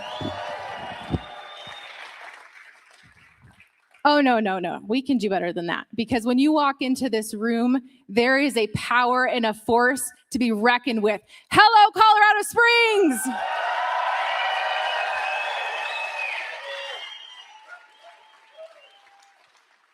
So I'm Danielle Neuschwanger. I ran for governor in 2022. I was originally a Republican candidate, and I was so frustrated with what was going on in the Republican Party. A lot of what Victor Marx has dealt with, from the infighting to the favoritism to the breaking the rules for their candidates. And I left, and I ran as a third-party candidate. I was mad. I was really mad. After the primary, for my primary, I wanted nothing to do with the Republican Party. I said, see you later, I'm out. And then I ran, and I thought, man, I've got really good firsthand experience that I can share across our state. So this year, I'm going to tell you, I did not support Victor Marx in the primary. Ooh. We all make mistakes, right? I heard it. So here's the thing. Before they announced Victor Marx as the winner, I had someone reach out and say, hey, what would it take to make you run on the American Constitution Party ticket again? And I was like, $1 million. And they took me seriously, but here's the thing. I was bitter. Man, my candidate lost. I was mad. And so I said, look, it takes $1 million. And I'll explain that here in a second. But I was so mad because, again, you watched what happened during the primary, the infighting. As soon as they started saying that Victor was up in the polls, you could see the comments on social media. This guy's a fraud. He's a con man. This guy's going to destroy our state. And you know what? I was part of that. I was part of that before the primary. I believed all that crap that our Republican Party put out against that really great-looking man over there that's going to do great for our state.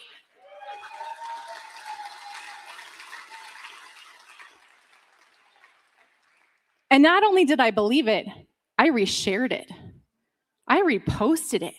Man, I was awful, like just plain awful. And so I got to thinking, when they're saying that he's going to win the primary, I was like, God, I feel you pulling me. And I feel you pulling me back into this crazy world that is politics. And I don't know why, but I'd like to get involved again. And I need you to lead the way. And so I prayed on it for a couple days. And then, lo and behold, another Republican who is frustrated at the party was going to run as an independent. And God said, here's where I need you.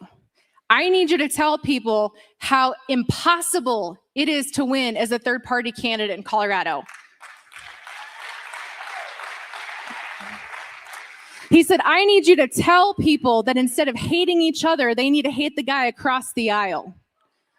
I need you to tell people the truth of the impossible uphill battle that helped destroy the Republican Party.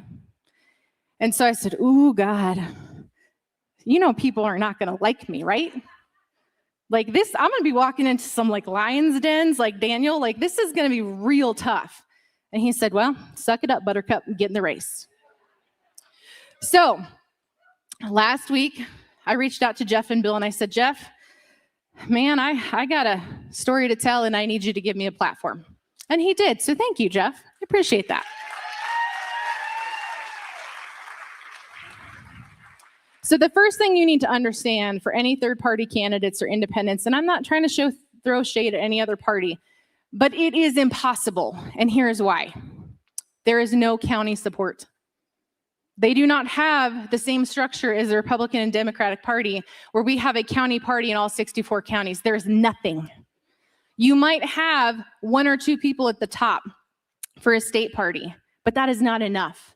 They have no way to mobilize volunteers, and they do not have a donor platform with a donor base. So if you cannot raise money and you cannot mobilize volunteers and you cannot get into the counties, you cannot effectively market your message. It is failure. You will lose. So our best bet, and this is what God called me to say, we have to unite behind the Republican nominee. There is no other option.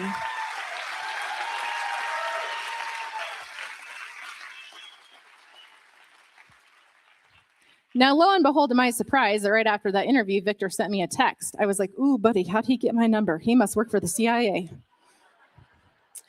And he just said, thanks. I really appreciate what you had to say. And then Buddy called me. And I was like, ooh, Buddy, you guys got me on like a call list or something. And he said, we'd like to meet with you.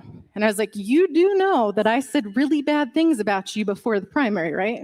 Like, this isn't like some trap you're going to like, I'm going to come over and you're going to off me like Dexter in your basement. No, they said, come over. And so I did. I scheduled a meeting. And I walked in and Victor walked in. And I said, you do know I didn't vote for you in the primary, right? Like, I said some really mean things about you, and you already did. He spread his arms about this wide and walked over and embraced me in a hug, and he said, the primary's over. It's a new day. We're glad to have you. You are welcome.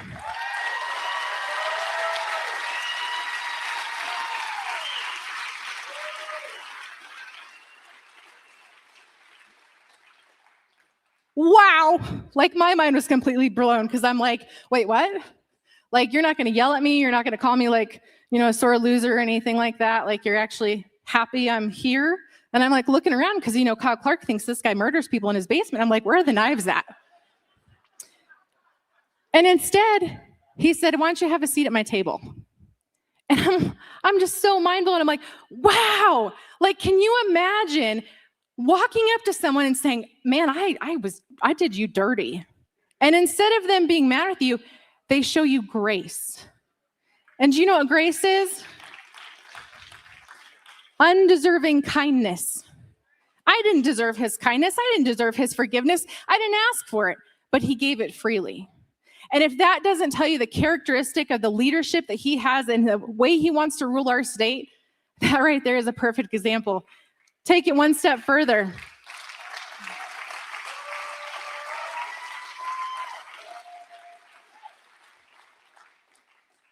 Can you imagine what our state would look like if we had a governor that ruled with grace?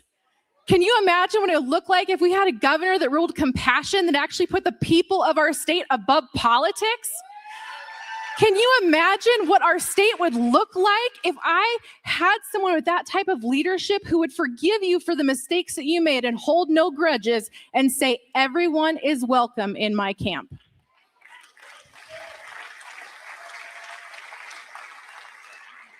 We want to talk about unifying Colorado. It doesn't just start with the Republican Party. We're talking about unaffiliateds and Democrats who have been exiled by unfair Democratic rule in our state for over 40 years. We're talking about inviting the people who have been outliers and who don't feel like they can participate because if they speak up just a little bit, they get beaten down and broken down by the system. We're talking about uniting Colorado for a better tomorrow, one that I can be proud to raise my children in. I want that vision of Colorado, don't you?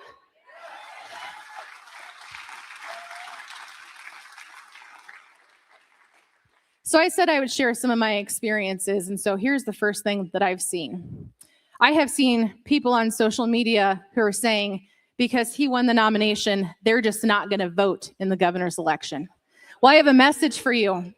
If you don't vote for Victor Marx, you are casting a silent ballot for Phil Weiser. I have seen people who say they are so loyal to their candidates from the primary that they're just going to write their name in. That violates Colorado's sore loser laws, and your ballot will be rejected. You just cast a vote for Phil Weiser.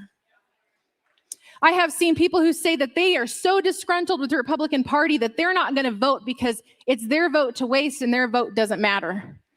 I would encourage you to look at my children and tell them that they don't matter because you want to vote for someone that makes it easier for sex offenders to walk our streets. Every vote, every ballot, every election matters. It is not only our civic duty, it is our responsibility to the future generations that we have. Don't turn your back on them because you're mad at a system because it hasn't heard you. We have someone that wants to hear you. Speak and he will listen.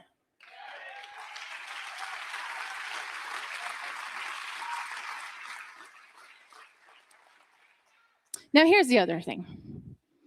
How many of you guys have ever wanted to go on a diet and lose some weight? Do you get skinnier by sitting on the couch and not going to the gym? How many of you guys want to be millionaires?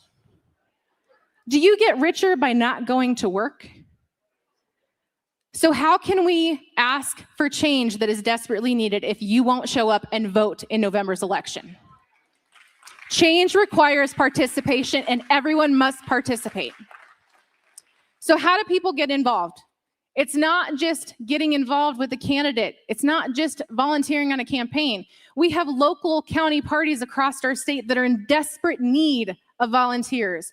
Everything from PCPs to precinct leaders, people that can get out the vote, go knock on doors, put out signs for candidates, operate a phone bank. There is a need for someone in every position. And by golly, if you have 1 hour of time a week or you've got 40, we want you. The Republican Party wants you.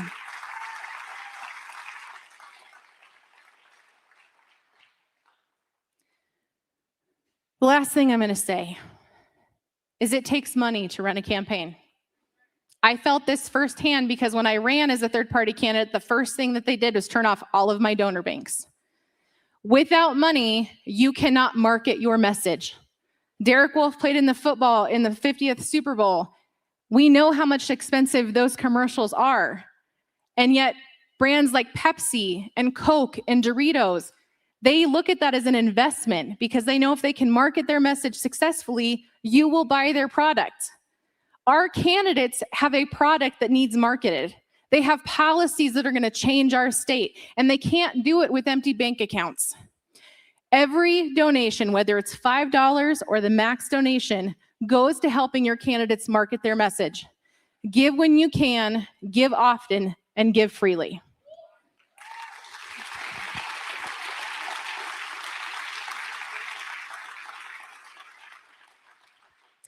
Now, and you guys, I look at every opportunity to talk to someone about our candidates. In fact, my husband bought a new truck yesterday, and I talked to 2 people at the dealership and told them all about Victor Marx.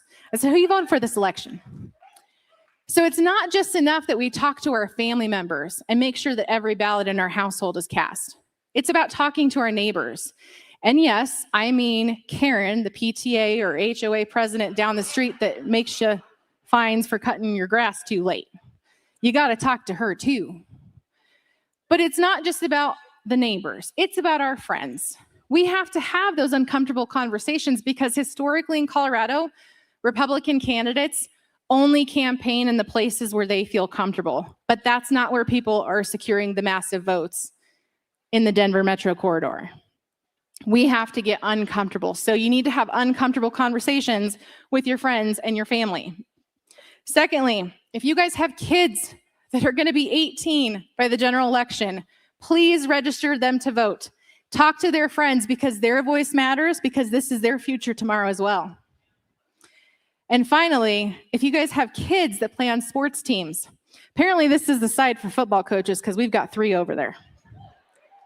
Talk to the parents on your football teams or on your sports teams and make sure they all know how important it is to vote this November's election.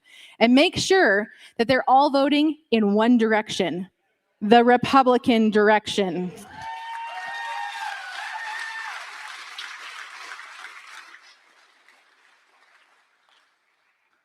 Now, Victor, I really appreciate you inviting me into your home and showing me some grace.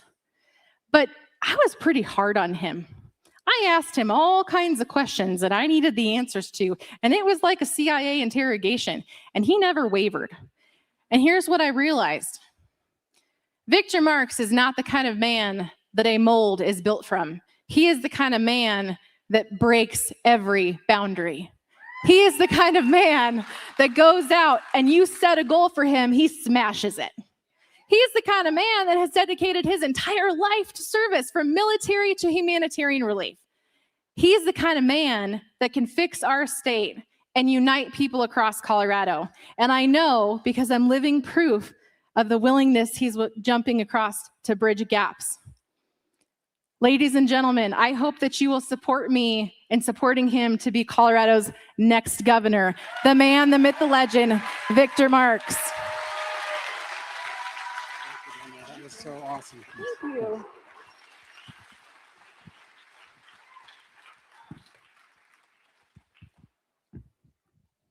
Okay, we're going to move on to our next speaker. Please give it up one more time for Danielle, though, please. Thank you, Danielle. Now, unity cannot be directed from the top down. It has to be built from the grassroots up by people willing to organize, speak out, and do the hard work in their communities. Our next speaker is a small business owner, grassroots organizer, and Colorado's Republican National Committee woman. Please welcome to the stage, Christy Ruckus Fedoro.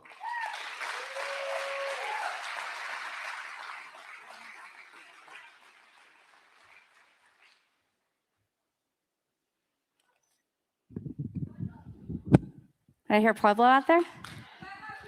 Pueblo's here. So my name is Christy Fedora, and they call me Ruckus in Pueblo. And I am honored to be your Republican National Committee woman for the great state of Colorado. I'm going to keep it short because I know that we're running long. I want to give you guys some numbers. In the last presidential election, we had 7 swing states. In the upcoming midterms, the RNC is focusing on 24 hard target states. Colorado is one of those states. We need to move the ball in Colorado so that in the next upcoming presidential, we are that swing state.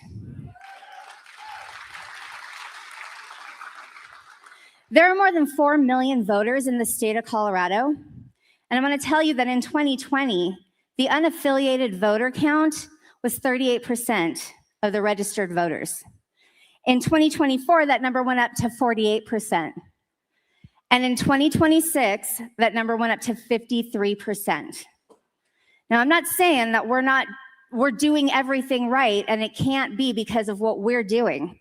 But I am going to tell you, if we continue to infight, the next cycle, we will see a rise in that number.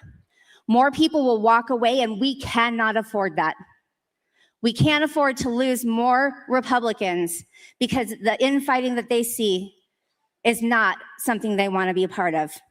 And so today, I ask you to make that pledge with me to put an end to that right here.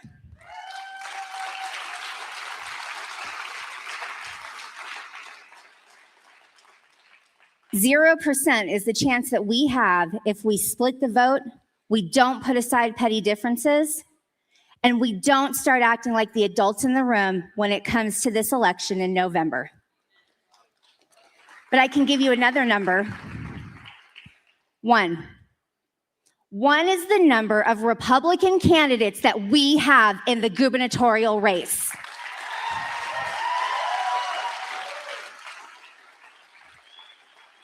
In the upcoming days, weeks, and months, you're going to see attacks. But I'm going to tell you something about these attacks.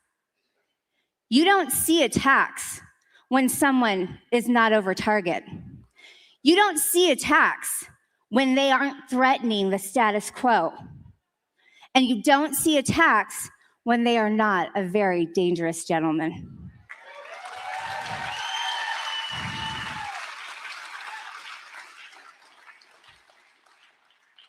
Or woman, ma'am. Where are my dangerous women at?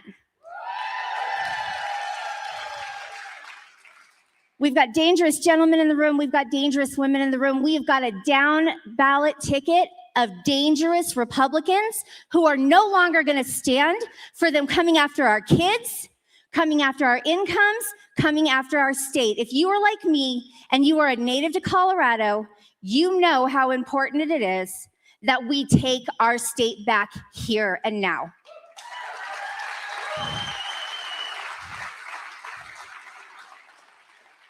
Make no mistake, folks, the enemy is at the gate. We talk every cycle about this being the most important election we ever see. We aren't just talking about a status quo where we see the same bad Democrat policies. We are talking about communists coming in and doing what they did to New York, doing what they did in California, in Maine, in Massachusetts.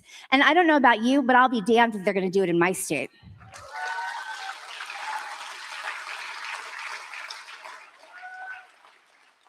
When I ran to be your national committee woman, I said one thing. This state was a state that I was proud to grow up in. And I bet every one of you out there says the same thing. When you grew up in this state, it was a state you were proud to grow up in. You saw my little girl start the Pledge of Allegiance here tonight. Let me tell you how confident she is. She is so confident that mommy and our representatives and our candidates and Victor Marx are going to take our state back. She's probably sleeping right now through this speech. That's how confident she is in us. But I also want to remind everyone of another number, 11. Reagan's 11th commandment. Thou shalt not speak ill of another Republican.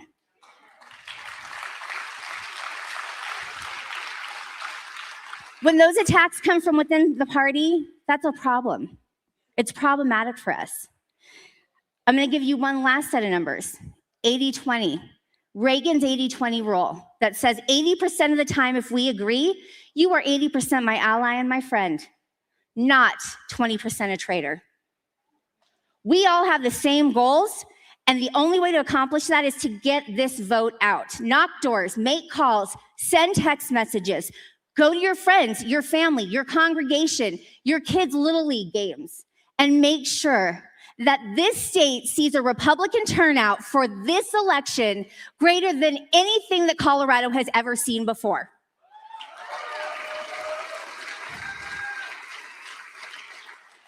And one more number that I'm going to give you is 110. We have a candidate and his wife and his family and his team that have put 110% into this, and they are not letting off the gas.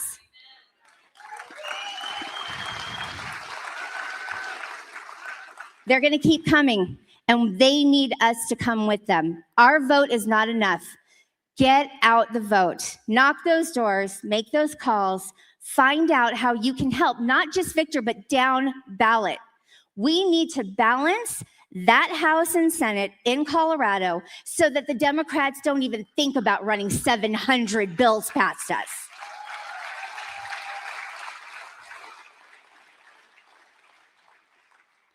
Go with grace, walk on faith, leave it at the cross, and vote for Victor Marx. Thank you.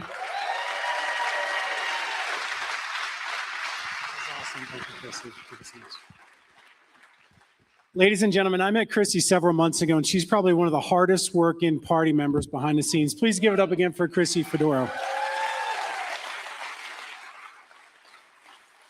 All right, our next guest has spent years helping shape the conservative conversation in Colorado. He's become a good friend of mine over the past couple months. He's also the host of the Jeff and Bill Show on 710 KNUS. Jeff is a longtime conservative commentator and a trusted voice of faith, public policy, and the future of our state. Ladies and gentlemen, please welcome to the stage, Mr. Jeff Hunt.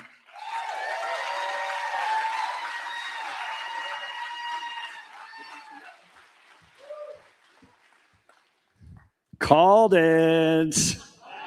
Right here, I called it. I told you last time I was here that Victor was going to win this. I think I called you a stallion, right? Coming down that final straightaway. What a victory. Are you all excited? I got a saying that I want in your mind. I'm going to use it throughout my little talk. It's going to be very brief. You guys might remember this. I'm going to say one for all, and you're going to say? Let's try it again. One for all. Yes, and my message tonight is to all the other Republicans out there and all the other candidates, because I saw something early in Victor's campaign that, frankly, no other radio host saw. I'm going to wear that as a badge of honor. But what I saw with Victor was a man that could build a movement, because that's what's so necessary to win. You have to build a movement. You have to get people excited. It's not about policy details and coming out with this detailed analysis of the long bill that's going to win the hearts and minds of people. People vote because they have a connection with the candidate, because they love the vision and mission that he or her stand for, and they're willing to get behind them and move forward with them. And that's what I saw with Victor. And here's my message to all the other Republicans out there. We in this state have never had a candidate that can organize this well. We've never had a candidate that can raise this much money, that can get this amount of energy going. And you absolutely have to connect with this, because you are going to be out in the cold all by yourself if you're not willing to join the team tonight, okay? Secondly, this is how they divide us, and it's intentional. Okay, I watched both 9 News debates. You guys watch both 9 News debates, okay? Very different debates, right? First debate against Victor Marx. Victor, answer for this. Victor, answer for this. Victor, answer for this. And then Michael Bennett and Phil Weiser, and it's just, oh my gosh, you guys are so wonderful. Wow. Hey, this was an actual line. Please, let's not make our moms mad. That was an actual line from the 9 News debate with Michael Bennett and Phil Weiser, okay? They're intentionally, you have to understand this, because, guys, I've been through this. I've been through it with all the other candidates that have run for governor. This is what 9 News and the media want to do. They want you getting focused on little things that put questions in your mind. Well, Victor's website said this. Victor, did you really do that? That type of thing. Okay, I'm going to prove this point to you with one simple realization, okay? In the 9 News debate, think about Phil Weiser. Phil Weiser has been the Attorney General since 2019. Colorado in 2020 shot to the #1 spot in the nation for auto theft, okay? We then reduced it by 50% in 2023. We then reduced it by another 30%, and guess what? We're still #1 in the nation, even after cutting it nearly by 80% at this point. That's how bad it is. Did you hear one question? Did you hear one question to Phil Weiser or to Michael Bennett about the promises they've made to the people of Colorado that they have never delivered on? Never once did they get asked that question. But Victor, your website says this, okay? It's all a plan. They want you questioning Victor. They want you doubt, all that stuff. We have to unite. One for all. And when they come after Mark Baisley and John Hickenlooper is organizing that, we're going to get together, right? One for all. Perfect. And when they come after James Wiley and Kevin Grantham, we're going to get together and we're going to stand and fight for them. One for all. Perfect. And God forbid we ever see Jenna Griswold as the Attorney General. Michael Allen's going to be fighting her. We're going to be right behind Michael the whole way, right? One for all? Perfect. And I want to give you insight because I know what's coming, because I've fought Kyle for years and all the other media establishments. They're going to rain hell down on Victor Marx. He is the biggest threat they have ever faced. They're terrified. They know he can connect with the hearts of Coloradans. You've seen it, right? You love it. Man, when he walks out on stage, the energy and the passion, the excitement. They haven't ever had a candidate like this. They're terrified. They're going to bring everything they have against him. And you and I and all of us here, one for all. Let's get this guy elected governor. Victor Marx.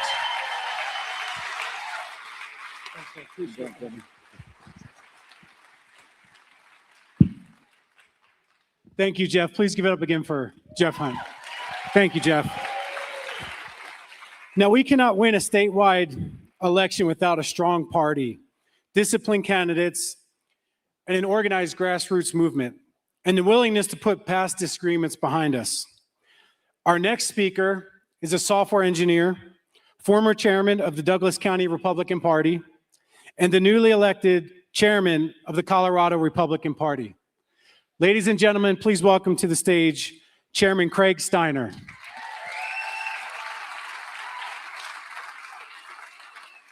Thank you, Craig.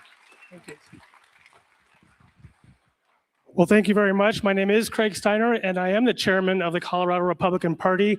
And I really wish you would have let me speak first after all these people, before all these people spoke, because I am just a software engineer. This is not what I do for a living. But you guys are amazing. The energy in this room is amazing. El Paso County.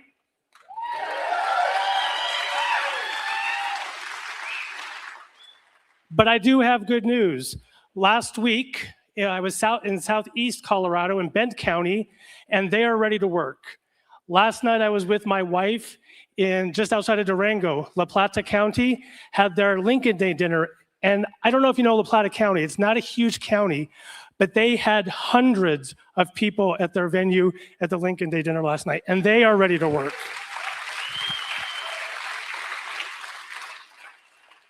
This energy is statewide, is what I'm seeing as I go around the state, and I'm working with county parties, as Danielle mentioned. We have strong county parties that are ready to do the work. The state party is giving them the tools to do the work. And I think that the reason why there's so much energy is what we all know, and that is for over a decade, the Democrats have had total control, and for over a decade, the state's been going in the wrong direction. And the only way to change that is to elect some Republicans. And that starts now.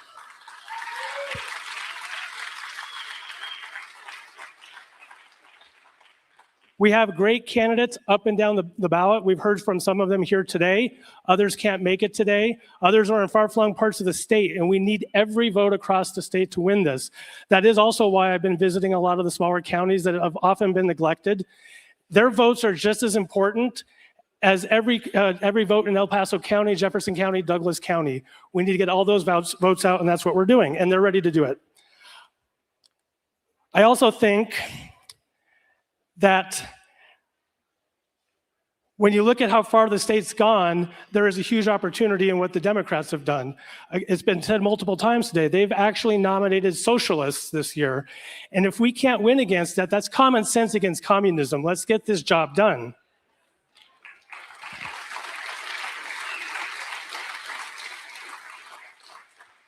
Now, at the Lincoln Day dinner last night just outside Durango, they had a really good speaker. And he made the point, it's all fine and good to say we're going to do something, but are we going to really do it? We actually have to do the work.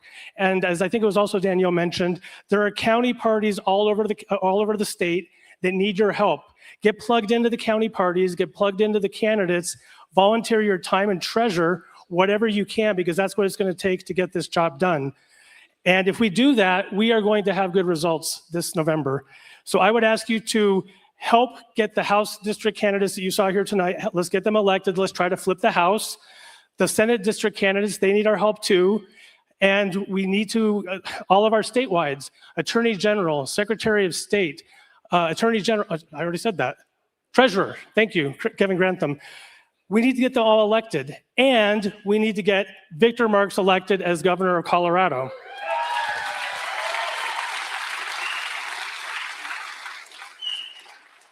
The Republican Party is united behind our entire ticket. Let's get the job done. November is less than 4 months away. Thank you.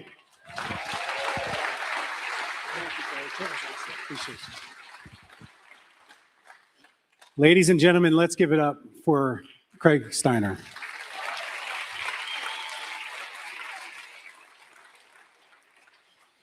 Okay, now I'd like to bring Chris Wood back up on stage. Chris, you around? Chris?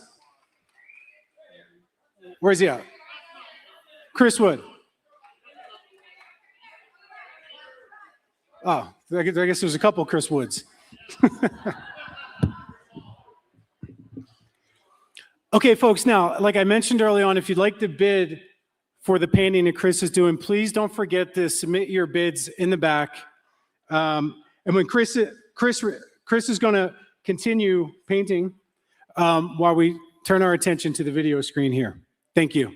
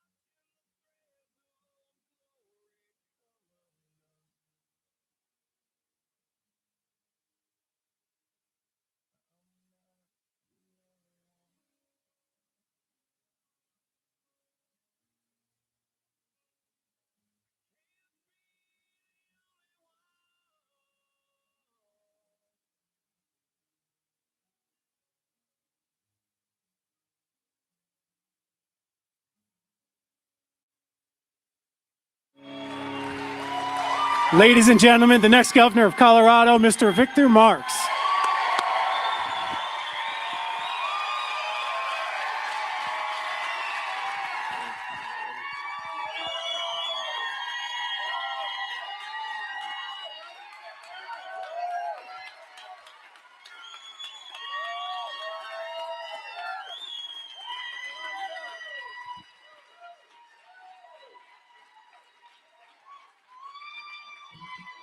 Man, y'all got my eyes leaking up here a bit.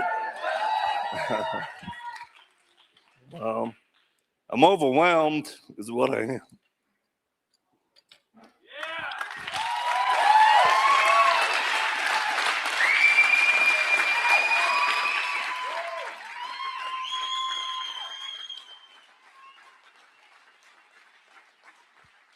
Boy, that's what it's about right there.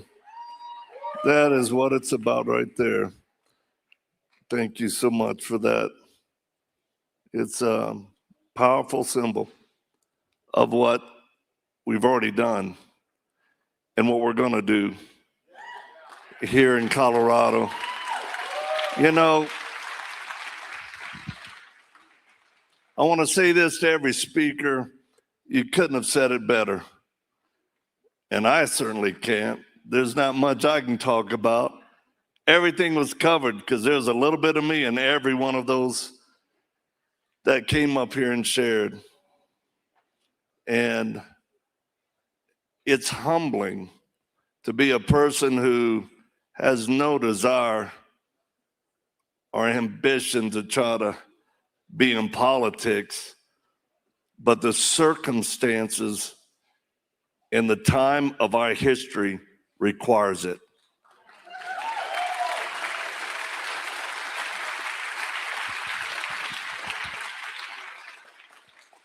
It's been an incredible journey. And if I could thank each one of you, I could. We didn't have a celebration party, a victory party. They dragged that out for a long time. I had people texting me from all over Colorado, all over the state. Like, I had a senior general at the Pentagon text me. He's like, "Really, Victor?" I'm like, "Welcome to my life, General." He was in Iraq when we were doing our work over there, and even before. So this is a night to celebrate.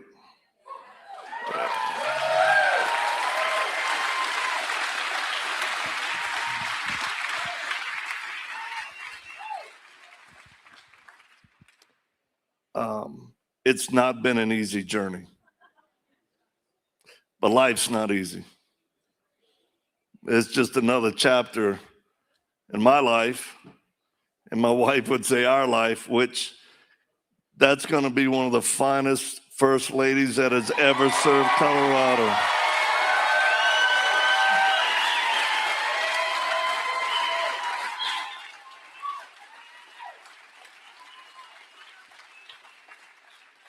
My children have had to endure the smear campaigns, the craziness.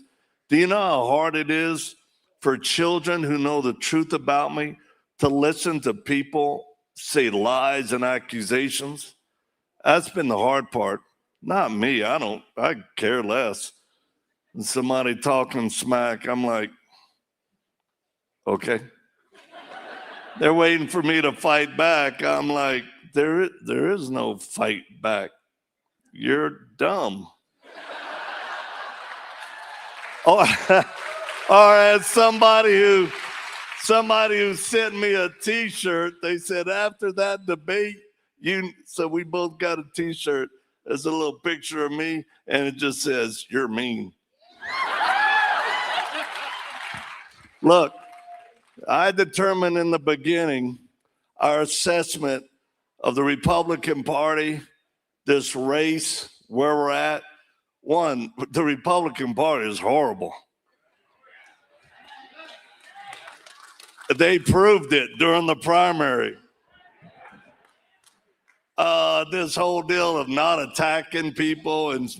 I said from the beginning, I'm not going to attack anybody. I'm not going to do smear campaign. I'm not going to put anybody in a trunk.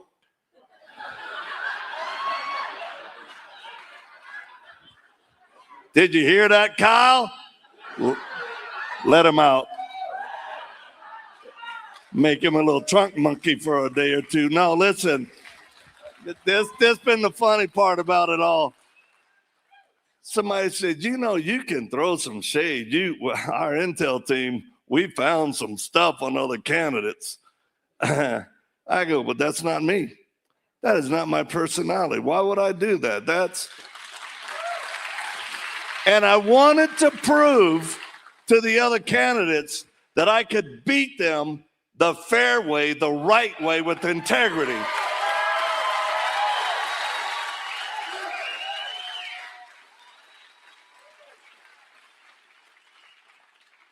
You know, when you see somebody lose, you're going to find out what's in their heart. But you also find out the character of a person when they win.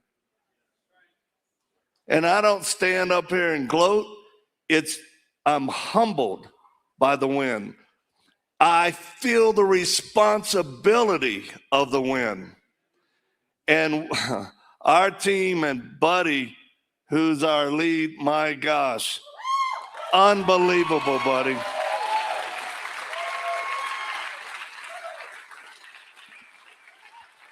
The level of dedication is unmatched by any team. I can guarantee you that.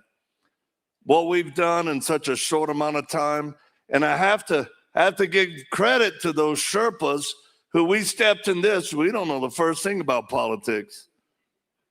Literally.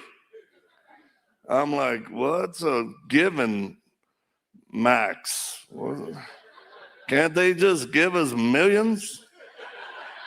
No, it's $1,450. I'm like, how do you win with that? And then we realize it by raising over $3 million, where the average gift was $88. $88, that's how you win. I've had to learn so many new terms. I mean, my gosh, smurfing. I thought it was a dance. I'm like, and then these interviewers and all of that. I'll let y'all in a little secret. They're not for me. I went into all those interviews, right, Roger?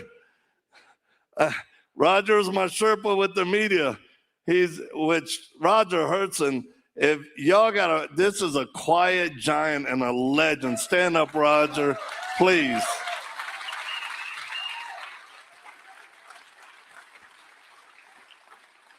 He helped me through the primary of going, well, Victor, this is what you can, don't say that, Victor. He's interviewed more presidents. He used to fly around on the president's. He was Rush Limbaugh's newsman. And God has brought us incredible people so dedicated to this. But the volunteers are the ones who made the campaign possible. Let me tell you what. We're going to take the state, but man, with these volunteers, we could take a small country. I'll tell you right now. I'm telling y'all the truth. Y'all are. I didn't know how crazy people were in politics. Some of y'all, this is like your subculture. Let's get it. You really mean it. I needed some of y'all overseas, right?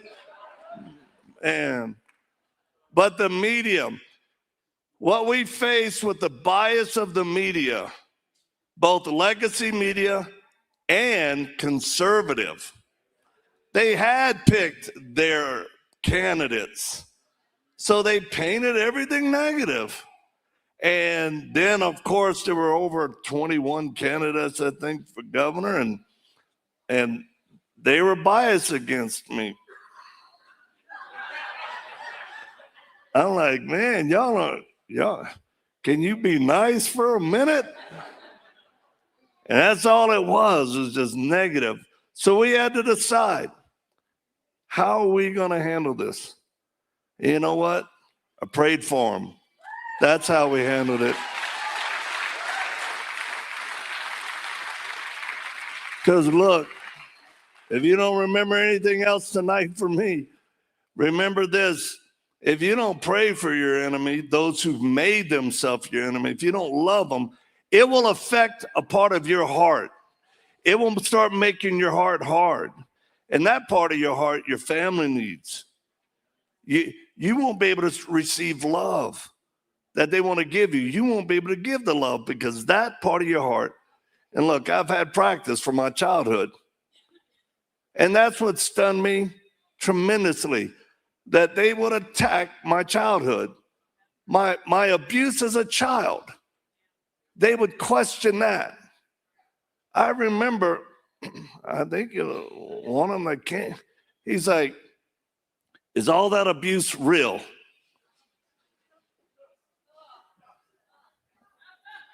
When y'all saw me pause during interviews, it's because I'm both processing and praying. Just want to just a little throat punch, just a little laying on of hands, just a little bit. Trust me, I can do it fast enough where the regular camera won't see it. You'd have to slow that thing down. They're like, oh, that's why he's choking. As I'm sitting there like this. My gosh, I couldn't believe it. And then they questioned everything about our work overseas. And they kept saying, you never rescued 39,000 children and women. And I'm like, I never said I did. Ever. You can't find me saying it or in books or films. It's all been documented. There was a typo on our website when somebody made it. And it was up there that long. And that's what they clapped on. And I remember telling Kyle when it came out, I said, Kyle, that was a typo. And you know what he said? That he didn't put on there? He goes, oh, mistakes can be made. That's all it was. But man, they made that something else. Can we talk about exorcisms? Right now, I'm wishing I had the full power for exorcism on some of them people. I'm like, you asking about it a lot. You need help?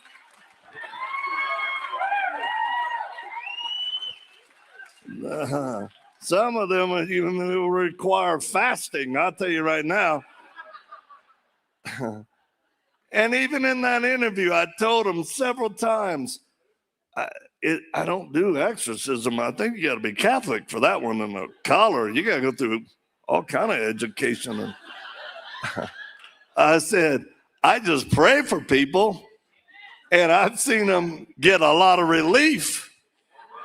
So that's all it is, prayer. Well, they just kept it because it's the soundbite. My goodness. How many people have you killed, Victor? Yeah, of the bad people.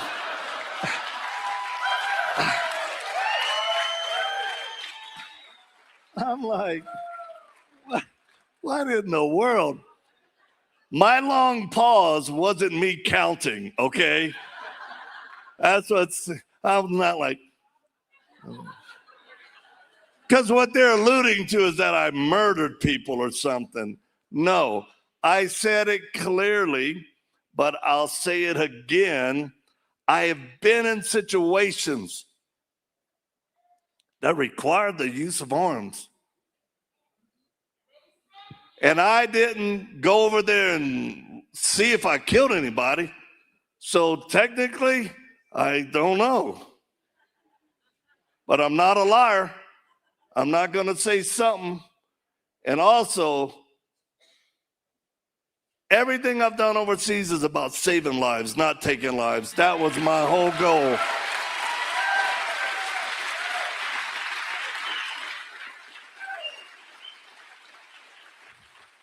Man, it was my wife that was holding the grenades. They didn't say anything about her.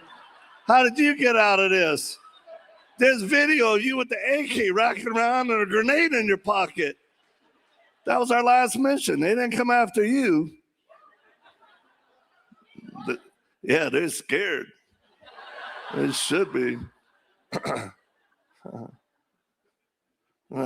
And I'll have to touch on the airstrike. That's a big one. First of all, I never said it was U.S. military. Details matter. Good Lord. All I said was, and this is the reality, and anybody in the special operations community that did work over there, not somebody that talked about it, but did work, knows that if you turn over actionable intel regarding ISIS and give information to the coalition, they can act on that if they would like to or not. And apparently they did.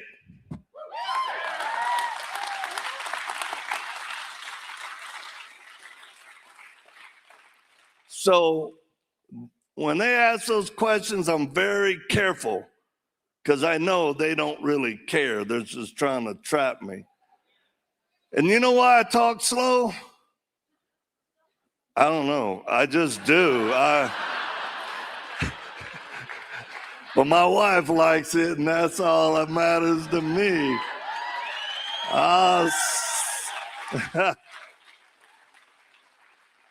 She said that's one of the things she liked about me when we were sweet on each other. But look, I'm gonna wrap this up. Y'all been so good. It is truly, I've never been attacked about policy. Go to my website, look at the candidates. No one has ever attacked me about my policy because I called it in the beginning. Everything I've said has come to pass. And that's the one thing. In my work, what you say you better do, and what you predict better happen, or you lose credibility. So at what point are people who still say con, fraud, when do they lose credibility? It should be instant.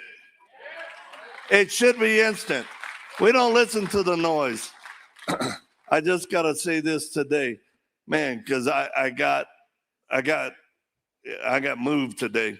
LA Times came out with something.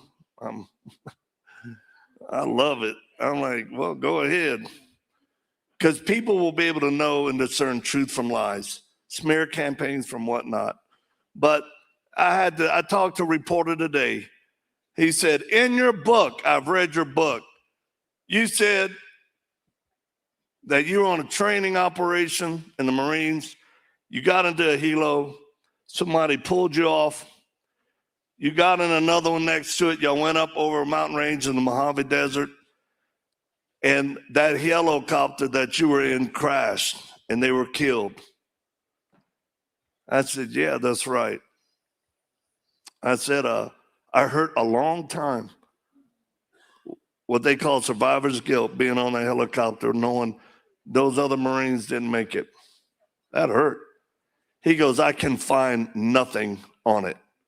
I've researched records, newspapers, and he's alluding that this is just some story. I'm like, what?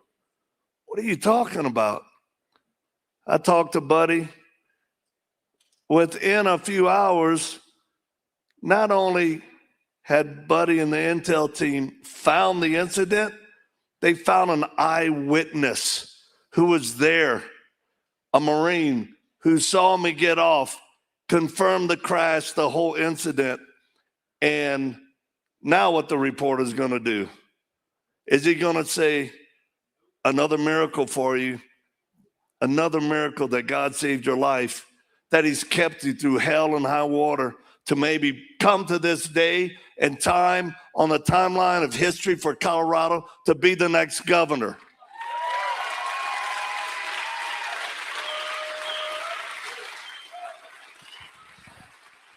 So I'll close with this, folks. I'm doing this out of love for God, but I love him because he first loved me. Love for family and Coloradans, that's what you never hear in politics. You just don't hear people say, well, I actually love Coloradans.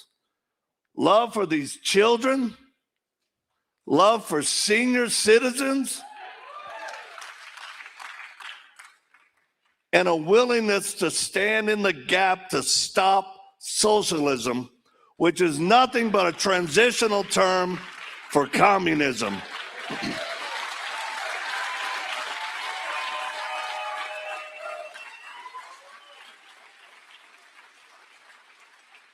Now, it hadn't really hit me that I'm the actual nominee for the Republican. I was being interviewed by a friend, Eric McTaxis. And Eric was like, Victor, you're actually the Republican nominee. He was more shocked than me. I was like, right. Yeah, guess I am. But I never doubted I wouldn't win. Ask my wife, did I ever even, not a bit. I knew it because God called me to it and He'd see me through it. And that's why we've endured all this nonsense without flinching. It's about a must win, not win less than Heidi Ganahl, win less than whoever else. Or I'm like, stop comparing me to anybody. We broke the records. Compare them to me. Compare them to our campaign. Not me to any of those folks. Just speak the truth. And listen to me, y'all. We can win. We can win. I said in the beginning, the only thing that would unite the Republican Party is to win the governorship. That's it. That is it. Because the governor's race is big enough for the people. So can you imagine if we have 2 million people vote me in as governor? What? Yeah, we're going to increase your faith in all this, I guarantee you right now. Listen, it can happen. It's simply numbers. The pain point is so high that I don't care if you're Republican, Independent, or Democrat. And people said, you'll never reach Democrats. Why did they give me a fundraiser event? Other candidates said, because you're a plant. They want you, and I'm like, shut up. What are you? These are Coloradans. We're all Coloradans. We bleed red. We're Coloradans. These dividing factions will not win us the governor's race. But here's the point. When I win, because the people have come out, everybody on that down ticket wins. Everybody. Everybody. We have to have the people there. That's all it is. If the people come out to vote, they're going to go right down the line. Man, that's what's exciting. But I'll leave you with this. It is on the people to do it. And it will require, like Derek said, in so many, a level of commitment some of us has never gone to. Look, when we as a country broke free from the people that talk funny on the other side of the water, all I can tell you is go watch the movie. What is it, Young Washington? That'll put fire in your, oh my goodness. The level of commitment, you got to be willing to lose it all. And I told my bride, when we step in this, are you ready to lose it all? Our home, our fortune, small, but a little fortune. People ask me, did you really? Yeah. We cashed out our 501. We cashed out our 409ers. We cashed out our retirement so that we could work 9 months as a full-time job. We're all in. And it proved it. Somebody tried to correct me on something and said, well, you know, I said, but I won. That's my response to people. You should have done, but I won. Is that you, Mark? Hey, Mark. Mark is one of those few guys that stepped up when it wasn't popular, and he put his money on us. Brother, thank you. Lauren Boebert was another one. I was in a room with a bunch of politicians. I said, hey, just so y'all know, this is after I won. None of y'all supported me. They're like, I said, Lauren did. She stepped out there. It is gonna, that's what it takes. It's gone from an election to a movement. Now it's got to be an uprising for us to win in November. An uprising. Let's do it together. I love you guys. God bless y'all. God bless Colorado. Let's win. Let us win. Thank you guys so much.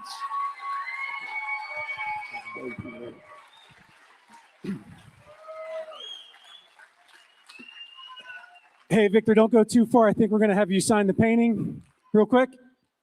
All right, let's do it. Victor's going to sign the painting that's been auctioned off. I'd also ask all the Republican candidates who spoke and all the Republican candidates in the audience if you could come up to the stage to get a picture. And then Victor will be hanging out after the show to take pictures up here on stage. If anybody wants to get a picture with Victor, you can line up here on the left-hand side, your right, and make your way up through the stage.